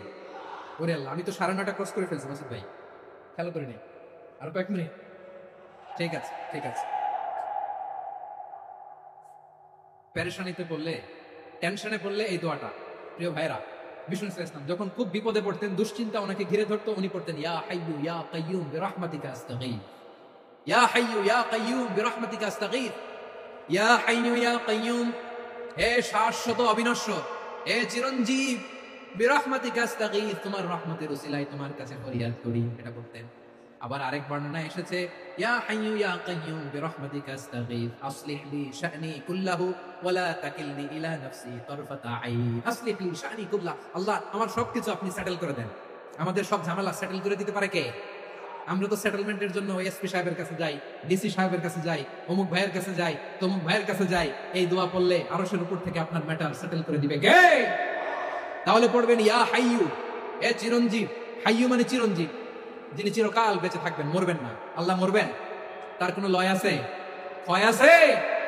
সূরা আর-রহমানে আল্লাহ বললেন কুল্লু মান আলাইহা ফানি ওয়া ইয়াবকা ওয়াজহু রাব্বিকা যুল জালালি ওয়াল ইকরাম ফাবিআইয়ি আলাই রাব্বিকুমা তুকাযিবান। জমিনে যা আছে সব ফান, ভ্যানিশ হয়ে যাবে, নিশ্চিহ্ন হয়ে যাবে, শেষ হয়ে যাবে, সব বিলুপ্ত হয়ে যাবে, একজন ছাড়া। জোরে বলেন তিনি কে? ইয়া হাইয়্যু। আমার সাথে আওয়াজ করে পড়েন ইয়া হাইয়্যু, ইয়া কাইয়্যুম, ইয়া হাইয়্যু, ইয়া কাইয়্যুম বিরহমাতিকা আস্তাগীথ আসলিহ লি শা'নি কুল্লা ওয়া লা তাকিলনি ইলা নাফসি তারফাতা আইন। এভাবে দোয়া করলে আপনাকে বিপদ মুক্ত করবে কে? এই দোয়াটা কেন পছন্দ আল্লাহর কাছে? কারণ এখানে আল্লাহর দুটো সুন্দর নাম আছে, গুণবাচক নাম, আল হাই, আল কাইয়্যুম, এই দুটো নাম আছে এখানে। আবার এই দুইটা আয়াতুল কুরসির অংশ। আয়াতুল কুরসির শুরুতে এটা আছে না নাই? হ্যাঁ, আছে না নাই? 3 নাম্বার কারণ এটা ইসমে আজম। কোন দোয়াটা ইসমে আজম? যে দোয়া ওসিলায় দোয়া করলে আল্লাহ দোয়া ফেরায় না। অনেকগুলো মত আছে, সবচেয়ে ভ্যালিড মত হচ্ছে এটা, ইয়া হাইয়্যু ইয়া কাইয়্যুম। এর ওসিলা দিয়ে দোয়া করলে দোয়া কবুল করে কে? 2 নম্বরে বিশ্বনবী মারাত্মক বিপদে পড়লে আরেকটা দোয়া পড়তেন, আল্লাহুম্মা ইন্নী আবদুক। আগে দোয়াটা পড়ি শুনেন, আল্লাহুম্মা ইন্নী আবদুক ওয়া ইবনু আবদিক ওয়া ইবনু আমাতিক নাসিয়াতি বিয়াদিক মাদিন ফিয়া হুকমুক আদলুন ফিয়া কাদাউক আসআলুকা বিকুল্লি ইসমিন হুয়া লাক সাম্মাইতা বিহি নাফসাক আও আনজালতাহু ফি কিতাবিক আও আল্লামতাহু আহাদাম মিন খালকিক আও ইসতা'সারতা বিহি ফি ইলমিল গায়বি ইনদাক আন তাজআলাল কুরআনা রাবিআ কলবি ওয়া নূরা সাদরি ওয়া জালাআ হুজনি ওয়া যাহাবা হাম্মি। সুবহানাল্লাহ পড়েন। বিশ্বনবী বলতেন আল্লাহুম্মা ইন্নী আবদুক, ও আল্লাহ আমি আপনার গোলাম, ওয়া ইবনু আবদিক, গোলামের ঘরের গোলাম, ওয়া ইবনু আমাতিক, বাদীর ঘরের গোলাম। মানে আল্লাহ আমি আপনার গোলাম, আমার বাবা আব্দুল্লাহ ছিল আপনার গোলাম, আমার মা আমিনা ছিল আপনার বাদী। মানে আমরা গোলাম বংশের সব গোলাম। নিজেরে এর চেয়ে আর ছোট করে আল্লাহর কাছে উপস্থাপন করা যায় আমার ভাইরা? কথা কি বুঝতেছেন? নিজেকে এর চাইতে ছোট, নগণ্য আর তুচ্ছ করে আল্লাহর সাথে প্রেজেন্ট করা যায়? বিশ্বনবী বললেন ও আল্লাহ আমি আপনার গোলাম, গোলামের ঘরের গোলাম, দাসীর ঘরের গোলাম, নাসিয়াতি বিয়াদিক, আমার মাথার চুলের ছুটি আপনার হাতের মুঠোয়। আপনি ডানে টান দিলে আমি ডানে যেতে বাধ্য, আপনি বাঁয়ে টান দিলে বাঁয়ে যেতে বাধ্য। সুবহানাল্লাহ বলেন। পিছনে 2-1 ভাই দাঁড়ালেন কেন? হ্যাঁ, বসুন। জায়গা চেঞ্জ করতেছে, সেই দুপুর থেকে বসে আছে আমি জানি জানি। মাশাআল্লাহ, কেউ 2-1 বেরিয়েছে, গ্যাপ পূরণ করতেছে। মাশাআল্লাহ পড়েন সুবহানাল্লাহ আলহামদুলিল্লাহ লা ইলাহা ইল্লাল্লাহ মুহাম্মাদুর রাসূলুল্লাহ সাল্লাল্লাহু আলাইহি ওয়াসাল্লাম। বিশ্বনবী বললেন আল্লাহ আমার মাথার চুলের ঝুঁটি আপনার হাতের মুঠোয়। আচ্ছা, এইভাবে কাকে ধরা হয়? যে খুব ছোট, ঠিক কিনা? নিজেকে কত ছোট করলেন বিশ্বনবী। ও আল্লাহ আমার মাথার চুলের ঝুঁটি আপনার হাতের মুঠোয়, আপনি ডানে টানলে আমি ডানে যাব, বাঁয়ে টানলে বাঁয়ে যাব। আল্লাহ আসআলুকা বিকুল্লি ইসমিন হুয়া লাক নাসিয়াতি বিয়াদিক মাদিন ফিয়া হুকমুক, আপনার নির্দেশ আমার উপর কার্যকর হবেই হবে। আদলুন ফিয়া কাদাউক, আপনার ফয়সালা, যেই ফয়সালাই আপনি আমার জন্য করেন এটাই ইনসাফ। সুবহানাল্লাহ। আমরা আল্লাহর ফয়সালায় সন্তুষ্ট হতে চাই না। কত কমপ্লেইন, আল্লাহ তুমি এটা দিলা না, ওইটা পাইলাম না, ওইটা হইল না রে, এরকম অভিযোগ কমপ্লেইন আমাদের আছে না নাই? আর বিশ্বনবী বলতেন আদলুন ফিয়া কাদাউক, আল্লাহ আমার জন্য তোমার যেটা ফয়সালা এটাই সবচেয়ে শ্রেষ্ঠ ইনসাফ, এর চেয়ে ইনসাফ আর হতে পারে? এভাবে কায়মান বাক্যে আল্লাহর কাছে বিশ্বনবী দোয়া করতেন। এরপরে বিশ্বনবী বলেন আল্লাহ তোমার যত নাম আছে সব নামের ওসিলায় দোয়া করি, যে নাম তুমি আমাদেরকে জানিয়েছো, যে নাম তুমি আমাদেরকে জানাও নাই, যে নাম তুমি কোরআনে নাজিল করেছো, যে নাম নাজিল করো নাই, যে নাম শুধু নবীদেরকে জানিয়েছো। আর আল্লাহর এমন কিছু চমৎকার চমৎকার সুন্দর সুন্দর নাম আছে, এই নামগুলো রব্বুল আলামিন কাউকে জানাবে না। সুবহানাল্লাহ বলেন। আমরা তো 99 নাম জানি, 100 নাম জানি আল্লাহ, কিন্তু আল্লাহর এমনও কিছু নাম আছে যেগুলো আল্লাহ বিশ্বনবীরও জানায়নি। এগুলো আল্লাহ ইলমুল গায়বে রেখে দিয়েছেন। দোয়ার সময় বলবেন আল্লাহ তোমার যেই নামগুলো জানি, যেগুলো জানি না, যেগুলো কোরআনে আছে, যেগুলো নাই, যেগুলো নবীরে খাস ভাবে জানাইছো ওগুলোর উসিলায়, যেগুলো কোনোদিন জানাবাও না তোমার ওই নামের উসিলাও তোমার কাছে চাই। আল্লাহ কোরআনকে আমার হৃদয়ের বসন্ত বানাও, আমার বক্ষের জ্যোতি বানাও, আমার চিন্তা দুশ্চিন্তা তুমি দূর করে দাও। বিশ্বনবী বললেন এই কালিমাগুলো, এই বাক্যগুলো পড়ে যদি কেউ আল্লাহর কাছে ফরিয়াদ করে তার হৃদয় থেকে দুশ্চিন্তা কাটিয়ে দিবে কে? পড়বেন, এই দোয়াগুলো পড়বেন। আচ্ছা, সবশেষে বলি, ঋণের বোঝায় যারা জর্জরিত, বিষ্ণু ইসলাম চমৎকার একটা দোয়া শিখিয়েছেন। আমাদের অনেকে ঋণের বোঝায় জর্জরিত, আছে না নাই? এদিকে কেউ আছেন? থাকলে হাত তোলার দরকার নেই, থাকলে এই দোয়াটা পড়বেন। এক সাহাবীর নাম আবু উমামা, নামাজের ওয়াক্ত ছাড়া উনি মসজিদে যেয়ে বসে আছে। বিষ্ণু বললেন কিরে আবু উমামা, নামাজের তো ওয়াক্ত হয় না, মসজিদে কি? সাহাবী বলে হুমুমুন লাজিমাতনি ওয়া দুয়ুন, নবী গো ঋণের বোঝায় এমন টেনশনে আছি, ঘরে থাকতে পারলাম না, মসজিদে চলে আসছি। বিশ্বনবী বলেন, আমি কি তোমার এমন একটা দোয়া শিখাবো যেটা পড়লে আল্লাহ তাআলা তোমার ঋণের বোঝা হালকা করে দিবে? আবু উমামা বললেন, ইয়া রাসূলুল্লাহ, অবশ্যই শিখাবেন। বিশ্বনবী বললেন, তাহলে তুমি পড়বা, আল্লাহুম্মা ইন্নী আউযু বিকা মিনাল হাম্মি ওয়াল হাযান ওয়া আউযু বিকা মিনাল জুবনি ওয়াল বুখল ওয়া আউযু বিকা মিন গালাবাতিদ দাইনি ওয়া কাহরির রিজাল। ও আল্লাহ, তোমার কাছ থেকে দুশ্চিন্তা থেকে পানাহ চাই, কৃপণতা, ভীরুতা, অলসতা, কার্পণ্যতা, এই সব কিছু থেকে, মানুষের কঠোরতা, আমার উপর মানুষের আধিপত্য এবং ঋণের বোঝা থেকে পানাহ চাই। এই দোয়াটা যখন বিশ্বনবী শিখাই দিলেন, আবু উমামা বারবার এই দোয়া পড়ে, আল্লাহুম্মা ইন্নী আউযু বিকা মিনাল হাম্মি ওয়াল হাযান ওয়া আউযু বিকা মিনাল আজজি ওয়াল কাসাল ওয়া আউযু বিকা মিনাল জুবনি ওয়াল বুখল ওয়া আউযু বিকা মিন গালাবাতিদ দাইনি ওয়া কাহরির রিজাল। আবু উমামা বলে, এই দোয়া আমি পড়তে লাগলাম আর পড়তে লাগলাম, কিছুদিন পরে দেখা গেল বিশ্বনবীর শেখানো এই দোয়ার বদৌলতে আল্লাহ তাআলা আমার সব ঋণ পরিশোধের ব্যবস্থা করে দিয়েছেন। পড়বেন পড়বেন। আমার প্রিয় পটুয়াখালীর ভাইরা, বিশ্বনবীর জামাতা সাইয়্যিদিনা আলী রাদিয়াল্লাহু তাআলা আনহুর কাছে এক লোক এসে বলে, হে আলী, ঋণের বোঝায় আমি জর্জরিত, আমার কিছু অর্থ দিয়ে সাহায্য করো। সাইয়্যিদিনা আলী রাদিয়াল্লাহু তাআলা আনহু বললেন, আমি কি তোমার এমন একটা দোয়া শিখাবো যেটা বিশ্বনবী আমাদের শিখিয়েছেন? এই দোয়া যদি তুমি পড়ো, লাউ কানা আলাইকা মিসলু জাবালিন কাবীরিন দাইনান আব্দুল্লাহু আনকা, পাহাড় পরিমাণে যদি ঋণের বোঝা হয়, আল্লাহ এটা পরিশোধের ব্যবস্থা করে দিবেন। ছোট্ট একটা দোয়া বিশ্বনবী শিখালেন, বললেন তুমি পড়বা, আল্লাহুম্মা কফিনি বিহালালিকা আন হারামিকা ওয়া আগনিনি বিফাদলিকা আম্মান সিওয়া। মুখস্থ আছে? হ্যাঁ আছে। আল্লাহুম্মা কফিনি বিহালালিকা আন হারামিক, আল্লাহ তোমার হালাল দিয়ে আমাকে পরিতুষ্ট করো, হারাম থেকে বাঁচিয়ে রাখো, আর তোমার অনুগ্রহে মানুষের মুখাপেক্ষী যেন আমি না হই, আমি যেন সবসময় তোমার মুখাপেক্ষী হই, ওই তৌফিক দিও। সুবহানাল্লাহ পড়েন। এই দোয়া বেশি বেশি পড়লে ঋণের বোঝা হালকা করে দিবে কে? তাহলে প্রিয় ভাইরা, বিপদে পড়লেই প্রথমে কি করবেন? পটুয়াখালী ভুলা গেছে, বিপদে পড়লেই প্রথমে ইন্না লিল্লাহ কি বলে নিজেকে আল্লাহর কাছে সঁপে দিতে হয়, হাসবুনাল্লাহ। চরম বিপদে দেয়ালে পিঠ থেকে গেছে, তখন লা ইলাহা ইল্লা আনতা সুবহানাকা ইন্নী কুনতু মিনাজ জালিমিন। এরপরে লা ইলাহা ইল্লাল্লাহুল আযীমুল হালিম, এই দোয়া। আকস্মিক বিপদ, হঠাৎ যেন কোনো বিপদ আমাকে পেয়ে না বসে, এটার জন্য বিসমিল্লাহিল্লাযী লা ইয়াদুররু মা ইসমিহি শাইউন ফিল আরদি ওয়ালা ফিস সামাই ওয়া হুয়াস সামিউল আলীম। সকালে 3 বার, রাতে 3 বার। আর মারাত্মক tension, hyper tension, anxiety, depression থেকে বাঁচার জন্য 2 দোয়া, ইয়া হাইয়্যু ইয়া কাইয়্যুম, ইয়া হাইয়্যু ইয়া কাইয়্যুম, মনে থাকবে? আর আল্লাহুম্মা ইন্নী আবদুক, এই দোয়া। ঋণ থেকে বাঁচার জন্য 2 দোয়া, আল্লাহুম্মা ইন্নী আউযু বিকা মিনাল হাম্মি ওয়াল হাযান, এটা।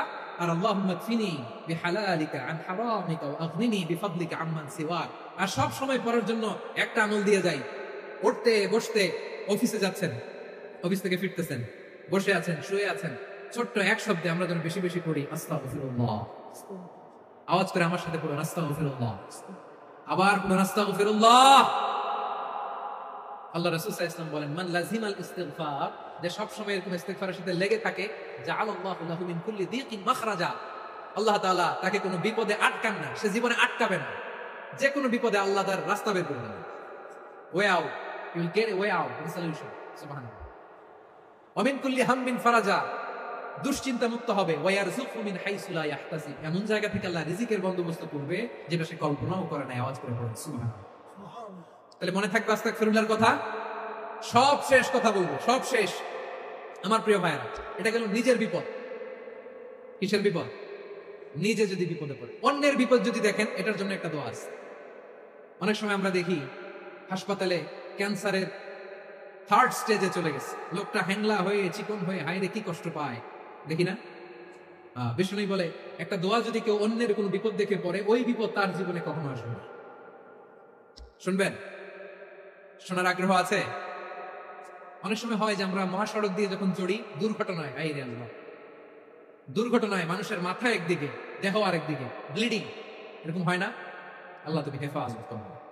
বিশ্বনবী বলেন, এই দুর্ঘটনা দেখে কেউ যদি এই দোয়াটা পড়ে, তার জীবনে সে কোনোদিন এরকম অ্যাক্সিডেন্টের সম্মুখীন হবে না।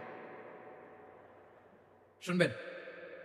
বিশ্বনবী বলেন, অন্যের বিপদ দেখে কেউ যদি পড়ে, আলহামদুলিল্লাহিল্লাযী আফানি মিম্মা বাতালাকা বিহি ওয়া ফাদ্দালানি আলা কাসীরিন মিম্মান খালাকা তাফদীলা, মানে প্রশংসা সেই আল্লাহর, যে আল্লাহ তাআলা তোমাকে যেই জিনিস দিয়ে পরীক্ষা করেছে, আমাকে ওইটা থেকে বাঁচিয়ে দিয়েছে। তোমাকে আল্লাহ যেই বিপদে ফেলেছে, আমাকে ওই বিপদ থেকে তিনি মুক্ত রেখেছে, আর তার অনেক সৃষ্টির উপর আমাকে তিনি প্রাধান্য দিয়েছে। সুবহানাল্লাহ বলেন। যে কোনো বিপদ, কারো ক্যান্সার দেখে যদি এই দোয়াটা আপনি বিশ্বাসের সাথে পড়েন, জীবনে কোনোদিন ক্যান্সার রোগে আক্রান্ত হবেন না। দুর্ঘটনা দেখে যদি পড়েন, ওই দুর্ঘটনা আপনাকে স্পর্শ করবে না। যে কোনো কারো বিপদ দেখে যদি কোনো বিশ্বাসী বান্দা এই দোয়া করে, বিশ্বনবী বলেন লাম ইউসিবহু যালিকাল বালা, ওই বিপদ তাকে আর ধরবে না। উফিয়া মিনহু মিন যালিকাল বালা কাইনা মা কান, সে যতদিন হায়াত পাবে কোনোদিন ওই বিপদ তাকে স্পর্শ করবে না। এই দোয়াটা পড়তে রাজি আছেন আমার প্রিয় ভাইরা? তাহলে পুরো আলোচনার সেন্ট্রাল থিম হচ্ছে আমাদের জীবনে বিপদ আসবে, কষ্ট আসবে, দুঃখ আসবে, কিন্তু বিপদে আপদে আমরা হাল ছেড়ে দিব না, হতাশ হব না। মুমিন হতাশ হয় না, নিরাশ হয় না, হাল ছেড়ে দেয় না। মুমিন ভরসা রাখে একজনের উপর। আওয়াজ করে বলুন যিনি কে? বিপদে পড়লে আমাদেরকে উদ্ধার করে কে? আবার আমাদেরকে যদি কোনো নেয়ামত আল্লাহ দিতে চান, ওইটা কেড়ে নেওয়ার ক্ষমতা কারো আছে? তাহলে আমরা কানেক্টিভিটি বাড়াবো কার সাথে? আমাদের প্রার্থনার ফরিয়াদের হাত তুলবো কার কাছে? রাজি আছেন পটুয়াখালীর ভাইয়েরা? মনে থাকবে কথাগুলো। আল্লাহ তাআলা আমাদের সবাইকে কথাগুলো বোঝার ও আমল করার তৌফিক দান করুন।